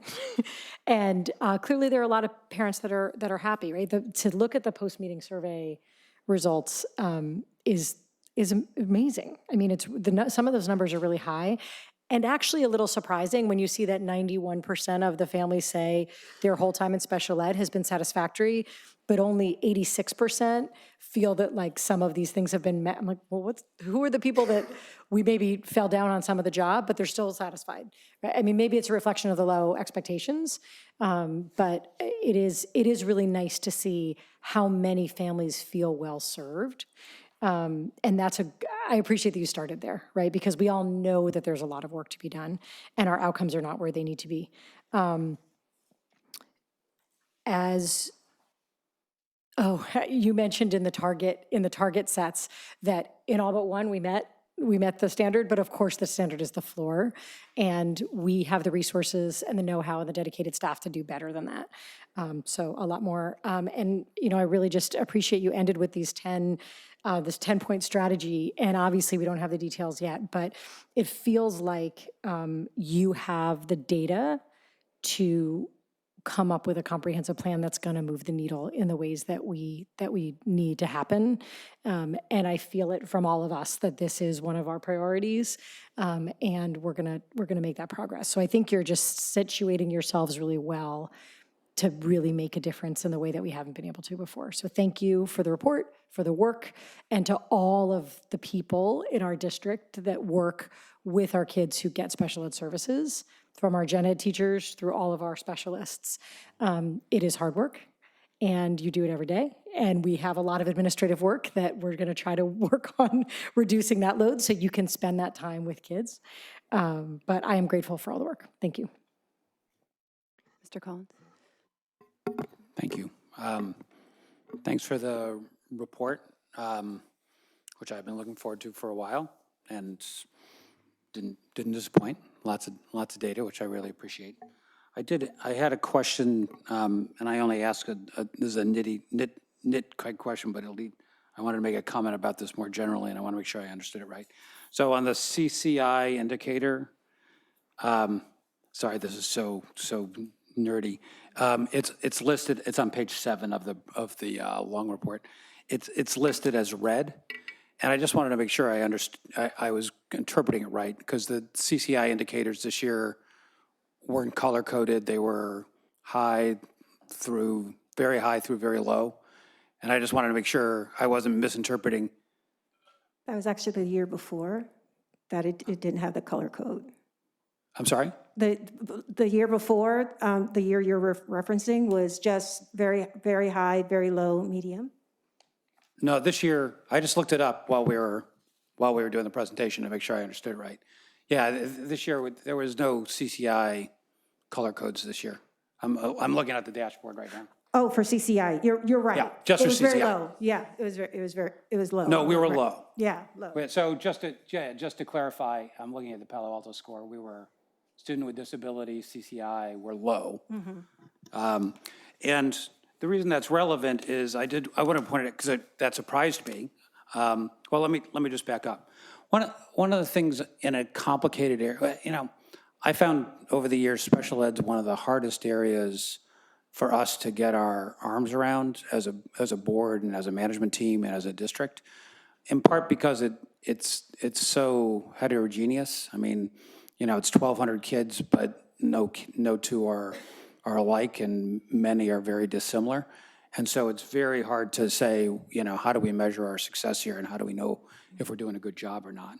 And I thought this was actually one of the more useful reports I've seen in terms of trying to extract some of that information. And I spent some time trying to think about how do we measure success and improvement in this area. And I wanted to suggest a subset of the things that you had here that I'd love for us to track on a regular basis, because I think it would be really instructive and shine a light on something that we have trouble getting a clear vision on. One is IEP goal achievement. I thought it was great. I mean, and up until recently, we haven't been really able to track that, right? We have our new IEP tracking system, and that allows us to track IEP goal achievement. And we saw a wide variety of IEP goal achievement at different schools, which I think probably reflects as much IEP goal setting practices as it does teaching effectiveness or the population of kids. So, lots of things to work on there. But I thought looking at IEP goal achievement over time would be an incredibly useful thing. I had a student who probably, if he achieved 10 IEP goals the entire time he was in school, I'd be surprised. So, some kids really, really struggle. But there are other kids in special ed who knock it out of the park in IEP goal achievement. And I think, since the IEP is the contract we arrange with the parents about what we're going to try to accomplish with that special needs child, I think getting the goals set right and seeing whether we achieve them is a great measure. So I would love to see that aggregate IEP achievement number over time, and I think that's a great way to measure our performance. A second is the parent satisfaction, which you mentioned, which I don't think we have to survey every year. But as I've mentioned to Dr. Austin many times, the presentation that you gave, I think it's almost 6 years ago now.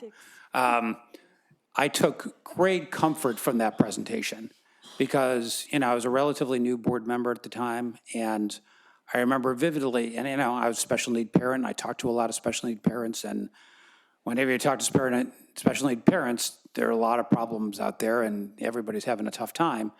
And so it was very hard to get a sense. Is this a disaster? Is it a problem? What is it? And I remember the parent satisfaction survey then was the thing I hung my hat on more than anything else, because it said, I believe at the time, 80+% of the parents were satisfied. And I was like, holy crap, I thought this was a disaster.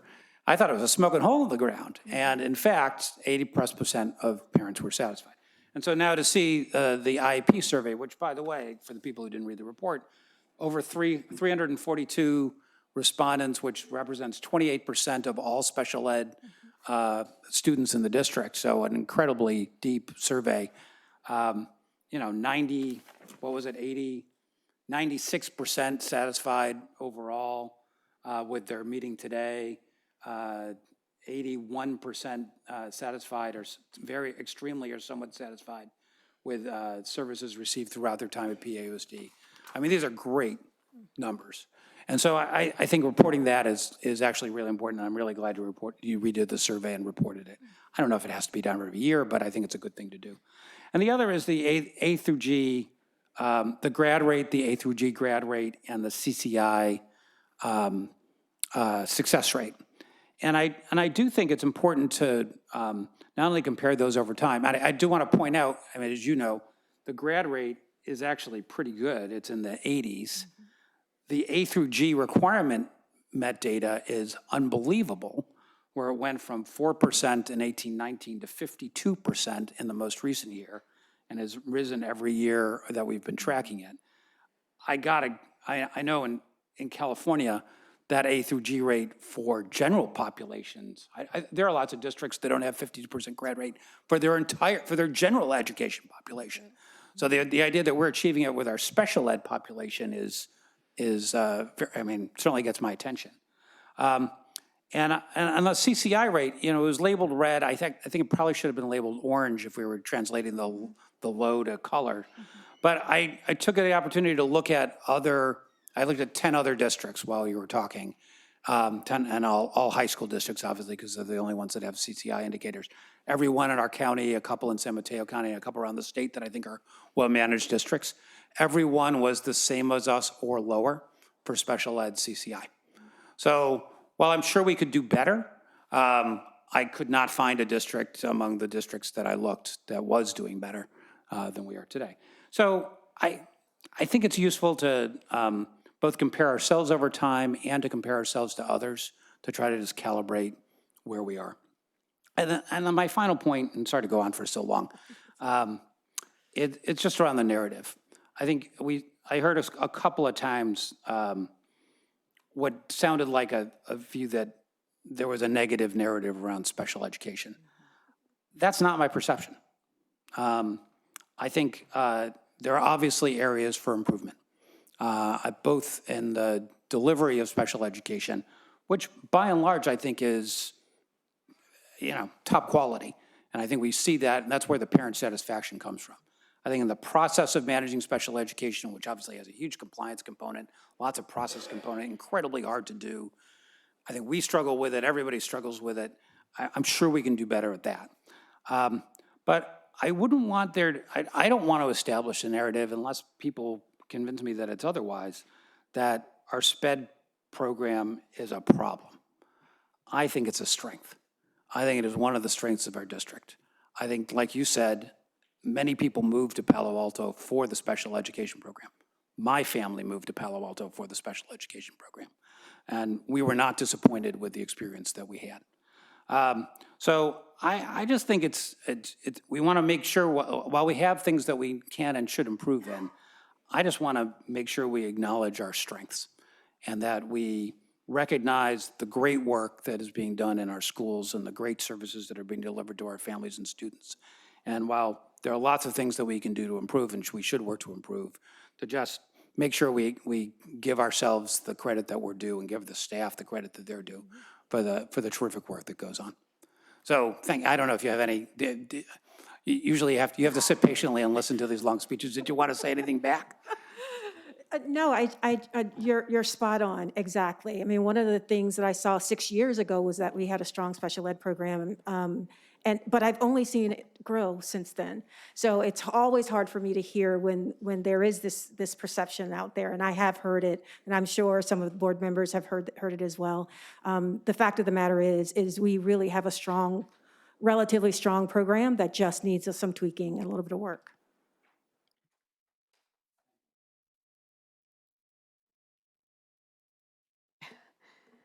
A lot of the comments that I was going to say have been shared, so I will just share a few of them. First of all, Lana, thank you so much for that detailed presentation. I spent a lot of time this weekend going over it, and then I thought, wow, this must have taken so much work to create this presentation and narrow it down. So I really do want to thank you and to share with the community. If you haven't had time to look at the presentation, I highly recommend it. I learned a lot, and I think it's wonderful that we have this available to the community. I also want to thank the special education teachers and staff for your hard work in your everyday service to our students. I just want to make sure I say that. And echoing Mr. Collins with the incredibly positive survey results. And could there be an issue here, an error? And I also went to see how many respondents, not that I didn't trust the data, but I did also see 342 respondents.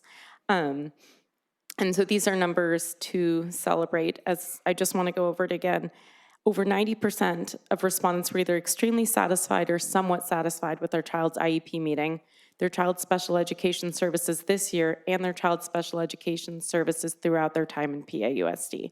These are numbers to celebrate. And I also want to thank the teachers and staff that helped to lead to these numbers and who created this survey, because it was a really useful tool to understand how this piece of the special education department is doing. It is clear parents and staff are asking for professional development.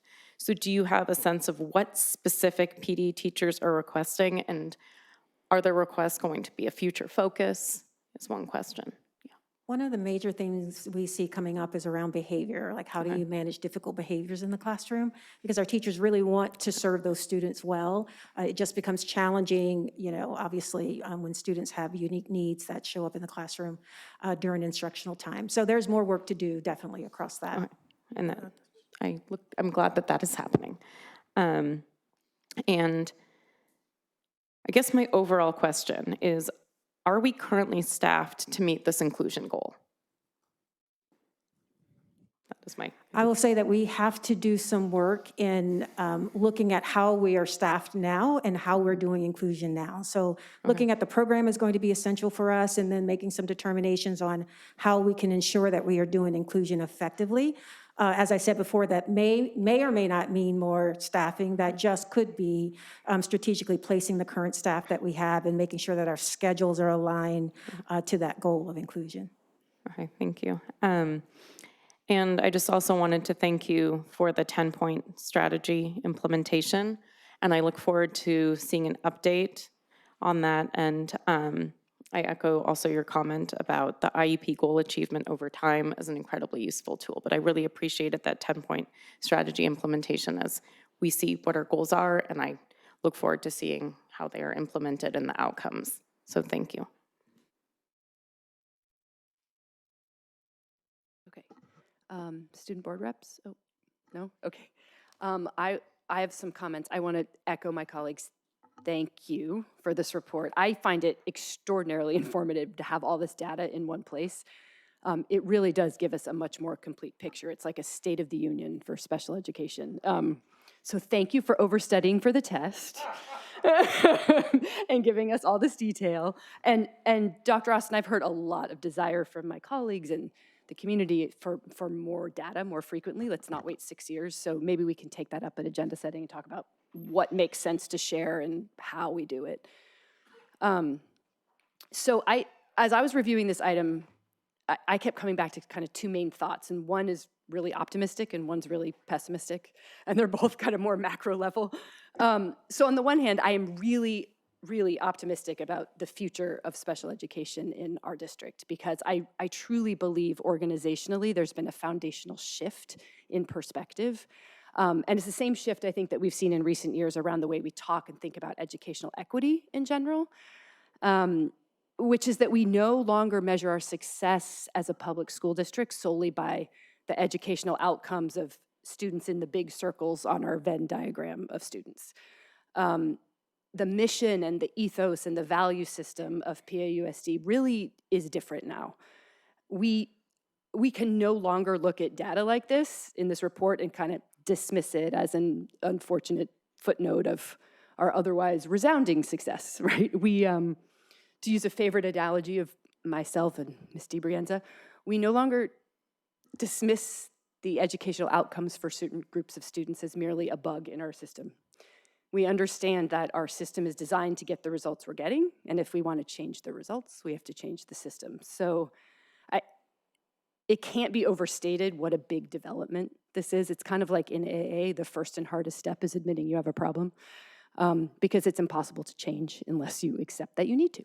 And I think as an organization, when it comes to equity in general and special education specifically, we really have accepted that we need to. So that's my optimistic macro level perspective. And my pessimistic perspective, this really has to do specifically about the distance between where we are right now and truly inclusive, equitable education. So that is part of special education. I don't disagree with the real positive parts of our program, but I truly think that's our goal, is inclusive education for all students. And that's the place where I have to admit to some pessimism. And I think the report describes what we need to do in general terms. This is the quote I pulled out: "Through ongoing professional development, thoughtful allocation of resources, and the adoption of proven strategies, PAUSD is devoted to transforming our educational settings into inclusive spaces where students with disabilities can thrive."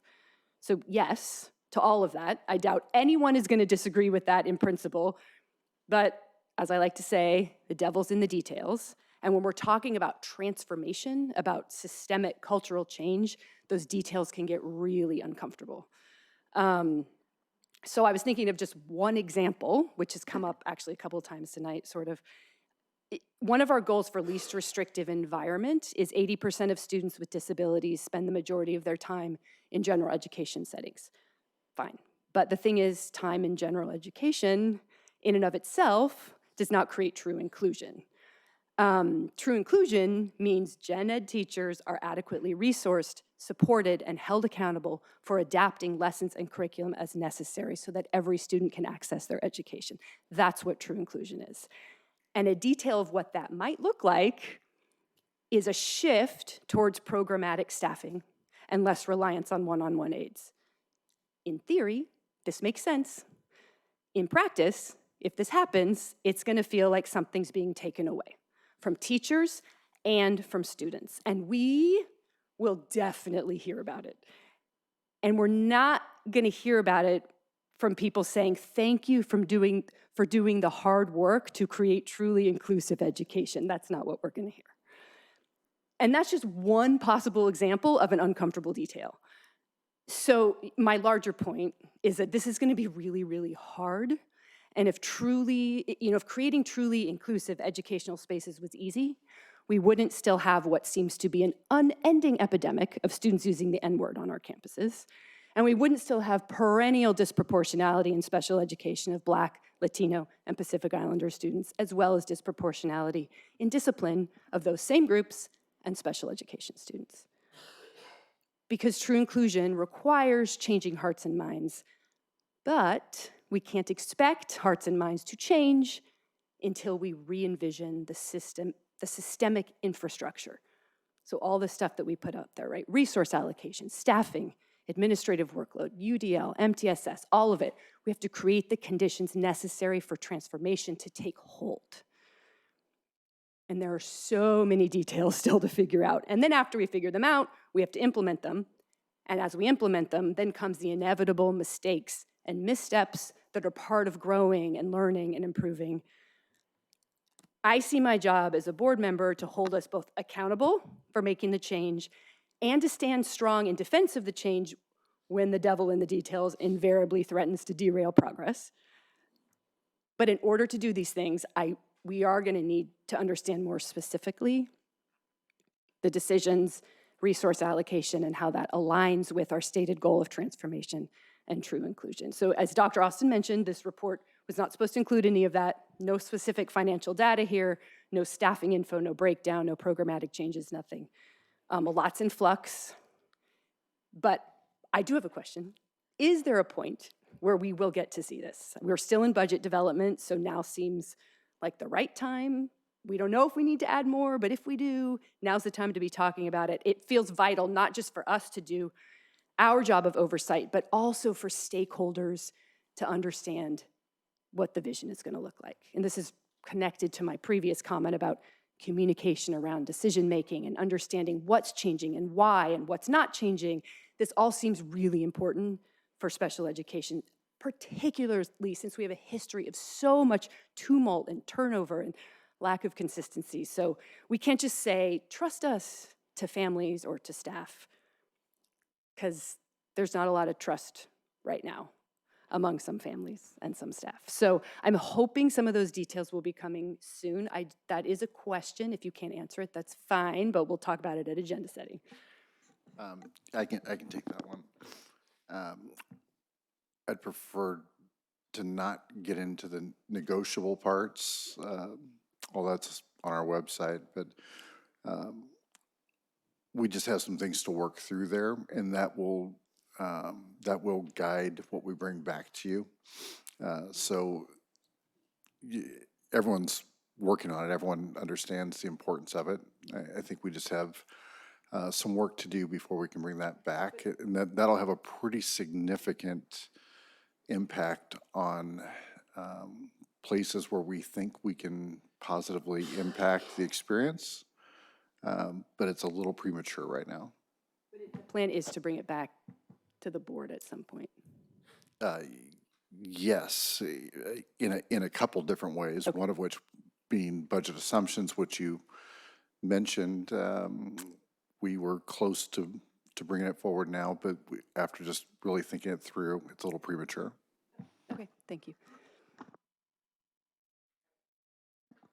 So I think that's it. Anybody else?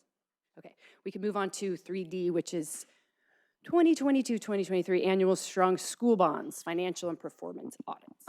Well, I'm going to make you all happy. No, actually I am.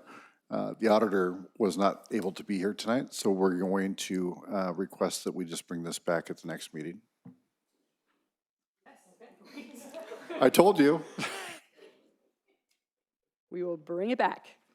And you're making a note of that? Okay. All right. And now we can move on to open forum. And now we start the meeting. Yeah. No, but okay, so that comment we're going to have to skip because so we only have 2 open forum comments. Angela again on Zoom and Stephen Davis.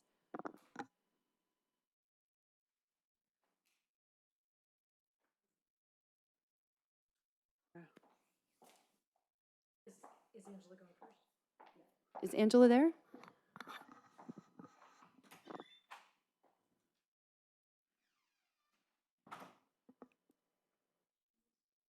Oh, Angela, I think you need to unmute.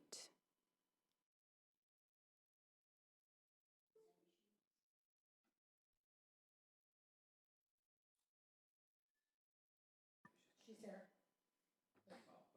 All right, so Angela, we'll come back to you. We'll move to Mr. Davis, and then we'll check in with Angela again.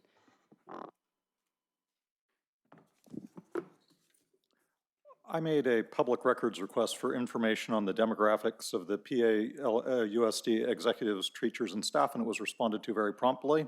The results were interesting and should have been provided during the HR report. Unfortunately, apparently, the district does not collect data on disability status of our employees. I ask that the district and board do so for the same reasons we collect other demographic data. This is especially relevant for disabilities, as we are supposed to be training some of our disabled students to join the workforce, yet there is no data that we actually hire them.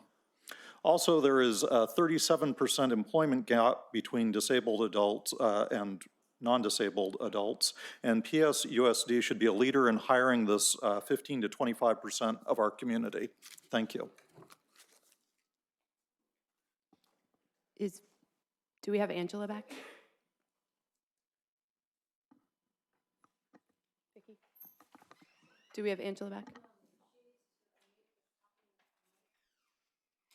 Angela, if you're there, can you unmute? Okay. All right. I think that's someone back there. Okay, well, that is it for open forum. So let's let's approve the consent calendar quick, and then we'll take a 5-minute break. How's that work? Can I get a motion to approve the consent calendar? I move to approve the consent calendar. Second? A second. You second? Okay, wait, we do have, sorry, one comment on the consent calendar. Mr. Davis, then we'll take a break.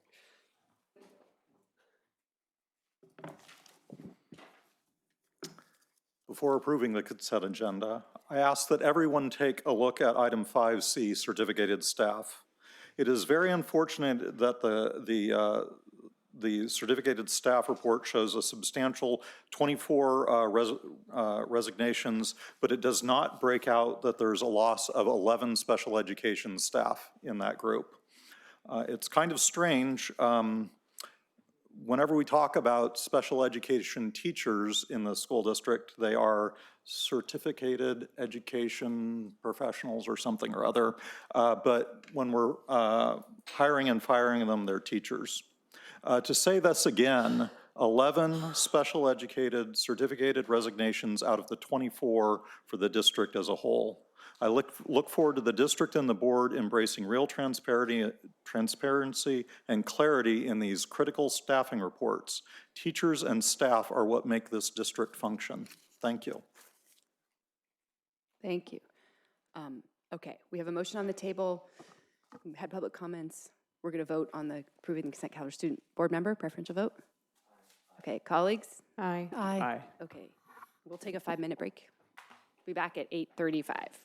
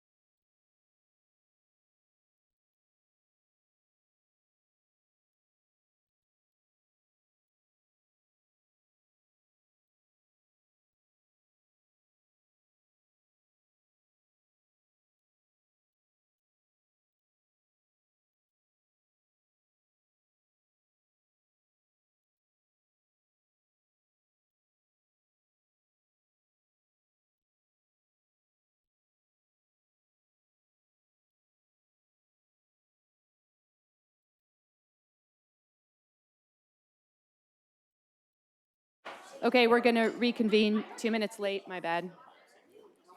Everybody, meeting's not over, come back. Are there people in the hall?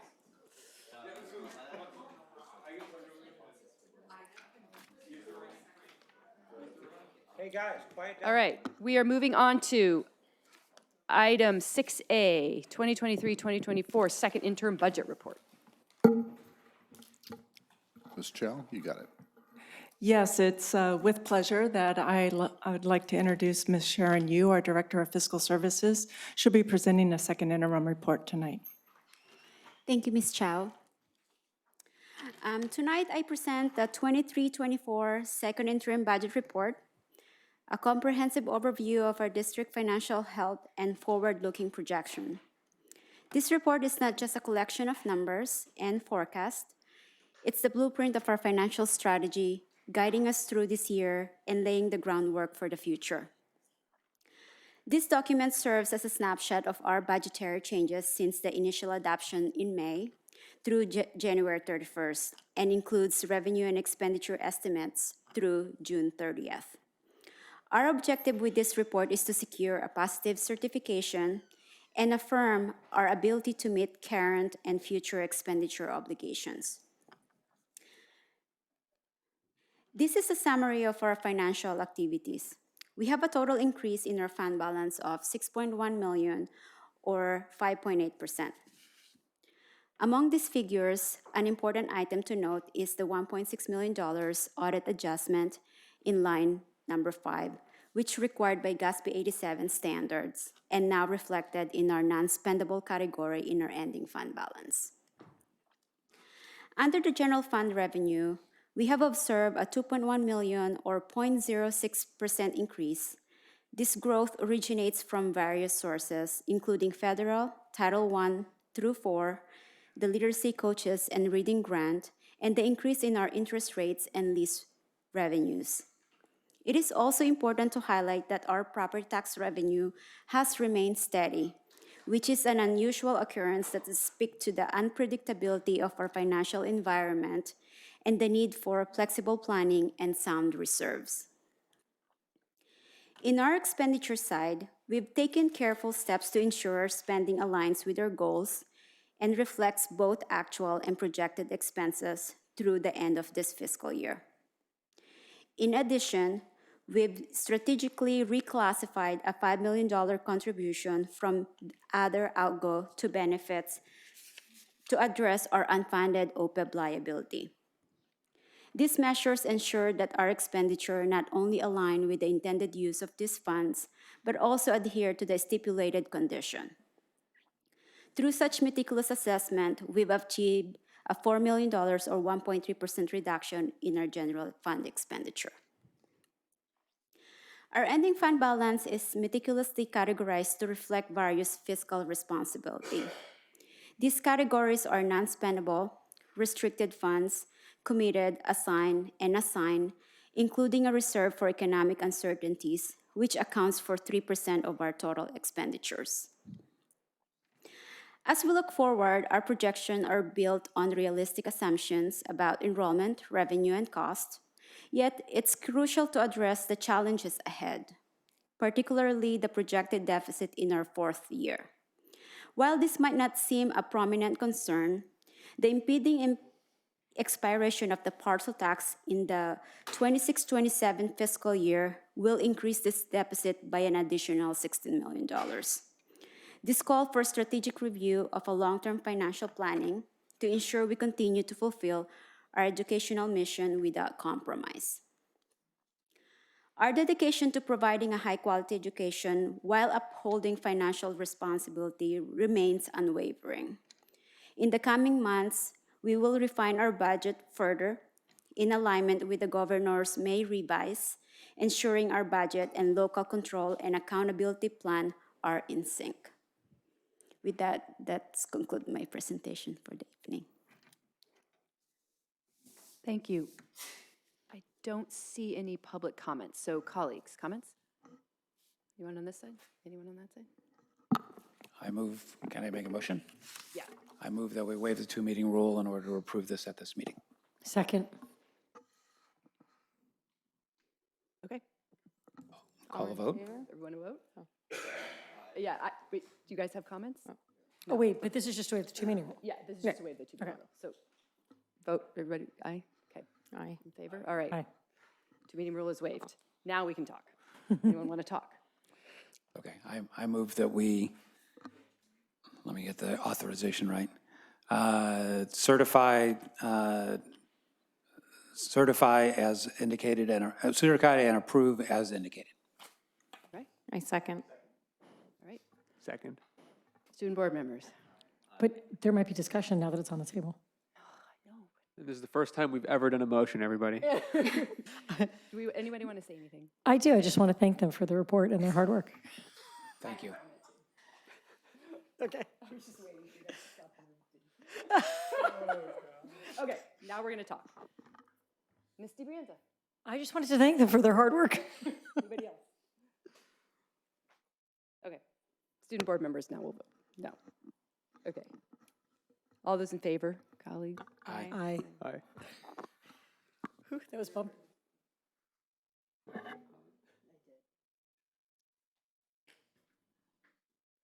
Okay. Okay. 6B, authorization to award contract for Palo Alto High School fire alarm project. Good evening. I know this is the moment you've all been waiting for tonight, and most exciting item on the agenda. This is the Palo High School fire alarm project, a full replacement campus-wide of the fire alarm project. We had two contractors bidding. The low bid was $2.5 million. We're asking for approval of that, as well as the 10% contingency, and approving the total project budget of $3,985,554.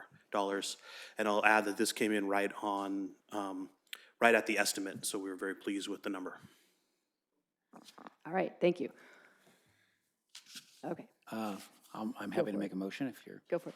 I move that we authorize staff to contract and authorize the superintendent to approve change orders and approve the project budget as presented. I'll second that. All right. Any discussion? All right. Student board members, preferential vote? Colleagues? Aye. Aye. Okay. Moving on to 6C, authorization of Amendment 2 to facilities lease for Hoover. So with this item, we've been bringing bits and pieces of Hoover each time. This is a rather large chunk. This represents about 25% of the project. And this would be authorization to approve Amendment 2 for the facilities lease, which is $13,327,000, which total, that would mean we will, with the approval of this, that would bring us to $14,820,000. With this, because we are approving it as part of the prefab in the stages that we can start building on. This is a little atypical as we don't have the entire project cost that we would normally bring to you. So as it tracks against our initial budget, we're about 5% over, but we're also still carrying a 5% contingency in that budget. So we're feeling pretty good about the price where it is. And with the approval of this, we will start abatement on March 25th. So everything is lined up and ready to go. That's exciting. Okay, can I get a motion, Mr. Collins? I move that we authorize the amendment as presented. I'll second. Okay. Any discussion? Okay. Student board member preferential vote. Colleagues, all in favor? Aye. Aye. Okay, Thank you. Thank you. moving on. 6D, CSBA Delegate Assembly Election. I don't think there's a staff presentation. I think there's just Ms. Siegel. Right. So I'd planned on watching the videos, but the videos were not recorded. So it's not that I didn't do my homework. I did check, and they said they meant to record them. They didn't. So instead, I based it on their applications. So one guiding principle I used is leadership positions held in Santa Clara County School Boards Association, SECs, SBA, and making sure there's diverse representation.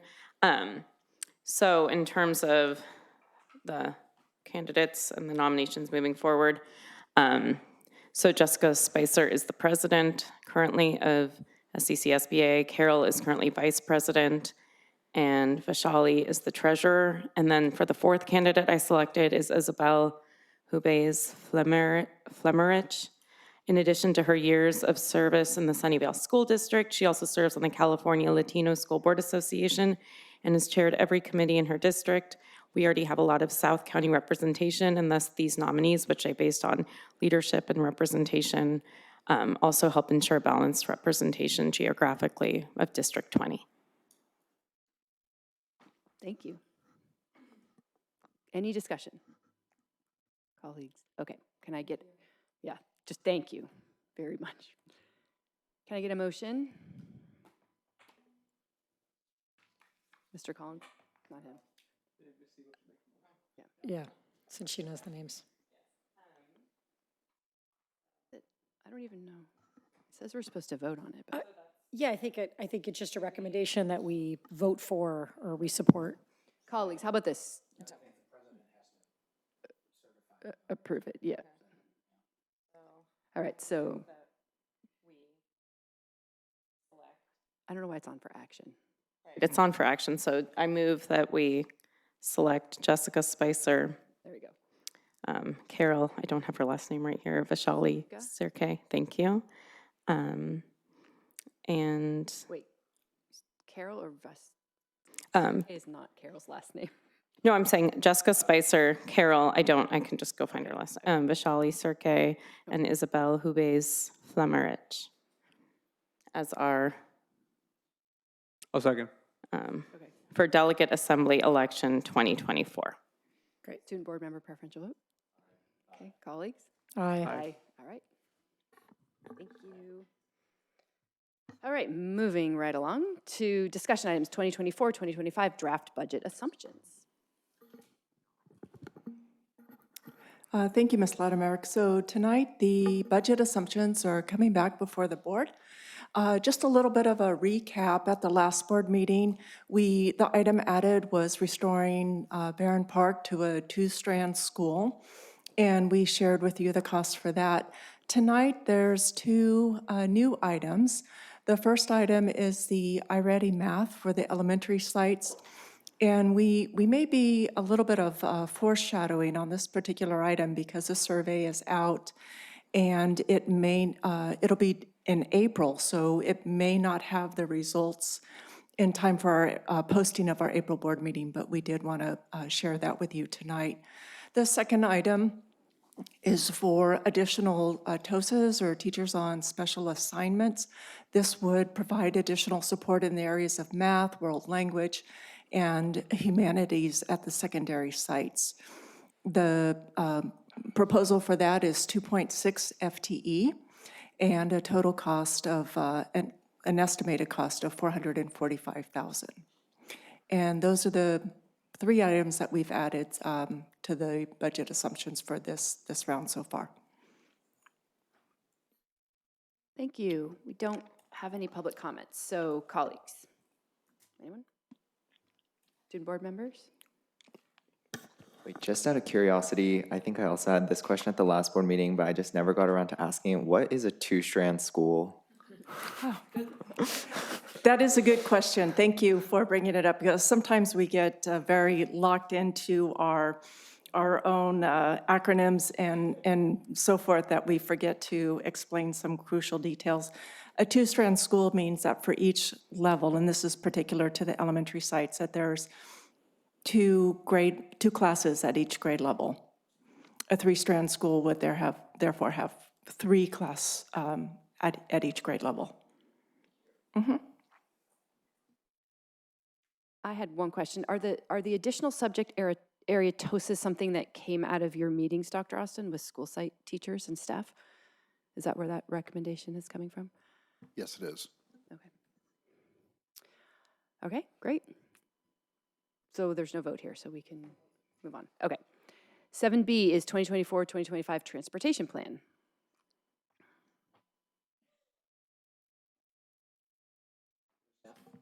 Yes, she's just trying to pull it up. I'm sorry. I saw it. She was so close. I just thought we had it. All right, thank you very much. This is our transportation plan for the coming year. And transportation plan is one of the state's newer required plans. This is the second time that we're presenting the plan. And it's required in order for the district to receive reimbursement for transportation services that are provided to our students. Specifically, as to how we will provide services for students in our lower grades, TK through 6, and students who are low income. Since this is an annual plan, you will likely see this next year as a consent item. And if you could tolerate a few moments of suspense, I'm going to go through the criteria of the plan, and then we'll review the reimbursement amount in our last slide. So the transportation plan has 4 requirements. The board must adopt the plan by April 1st of each year. There is a stakeholder input component to the plan, and the district can partner with other transportation municipalities to provide services. And unduplicated students must be able to access the home-to-school transportation at no cost. The transportation plan does align with board policy and states that transportation services will be offered. Transportation services will be prioritized for low-income students, at least at the elementary sites. Services will be accessible, and unduplicated students are offered services at no cost. And unduplicated students is a state term, and that refers to our low-income students, SEL students, and foster youth. Services for low-income students are provided at no cost through the following. No-cost transportation for our VTP students, our voluntary transfer students, and the monthly passes through the Valley Transportation Authority are available for low-income students in our middle and high school grades. Services to pupils with disability and to homeless students include no-cost transportation to students with disabilities per their IEPs, and no-cost transportation is available for homeless students through VTA passes, and that's also to students and to their parents. Now, the home-to-school transportation, while we do offer a paid route to students residing in the Stanford West community, if there are low-income or homeless students in that community, the service is offered at no cost. As I mentioned earlier, stakeholder groups are those that are listed here, and their input is part of the plan. And then last but not least, as promised, is the financial impact. And I think when we look at the financial impact, this really demonstrates that the plan is a valuable plan for us. The estimated reimbursement is 60% of costs less the ongoing add-on. So the estimated revenue is estimated to be just over $2 million for the district. And that does conclude the summary of the transportation plan. Thank you. Colleagues, any comments? Ms. DiBrienza. I have a question that I fully realize you may not have an answer to right here, but I know that the city has been talking about adding more safe parking places and safe places for unhoused people to park their vehicles or their RVs. And I'm wondering if they open up a site that is not along a VTA corridor, do we play a role? I mean, it sounds like we have a legal obligation to help them with transportation. Is that a conversation that's been had with the city? Do we weigh in when they're looking at certain options? Or I don't know if there's an answer to that question right now. I'm just curious if I know they've opened up a few spaces, a few parking lots over down Embarcadero on the other side of 101. And if there's no public transportation, how do those unhoused kids get to school? So the students that are qualify under homeless, it's not that the bus stops right wherever they may be, because there's very specific criteria around where a school bus stop can be placed, and that has to be approved by the California Highway Department. So when we'll coordinate with the city to find out where those spots are and find a spot that, along an assigned route that we can accommodate those students. Okay, thanks. I have no other questions. Any more comments? Okay, moving on to information items.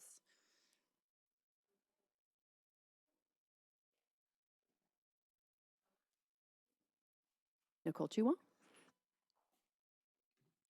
Good evening. I hate to stand between us and the end of the meeting. And tonight I am wearing the hat of parent that was on the Parent Guardian Communication Ad Hoc Committee with Ms. Siegel. And I just wanted to thank the committee members and leader Jim Sherman for all the work that went into it. I think they're really, personally, I think there should be a presentation about what we came up with. But I also wanted to call out that the timeline and 4 meetings was very small for the scope of the charge.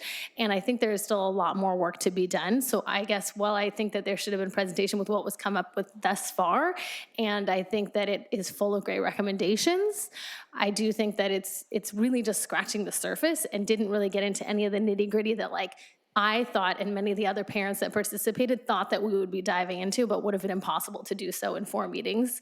But it is very important that we improve communication with parents and guardians in this district. So I hope more time and efforts can be allotted to that kind of partnership and collaboration to come up with more deep and concrete recommendations. Thank you. Thank you. All right, colleagues, any comments on information items? No? Okay. Moving on to our favorite part of the meeting, board operations.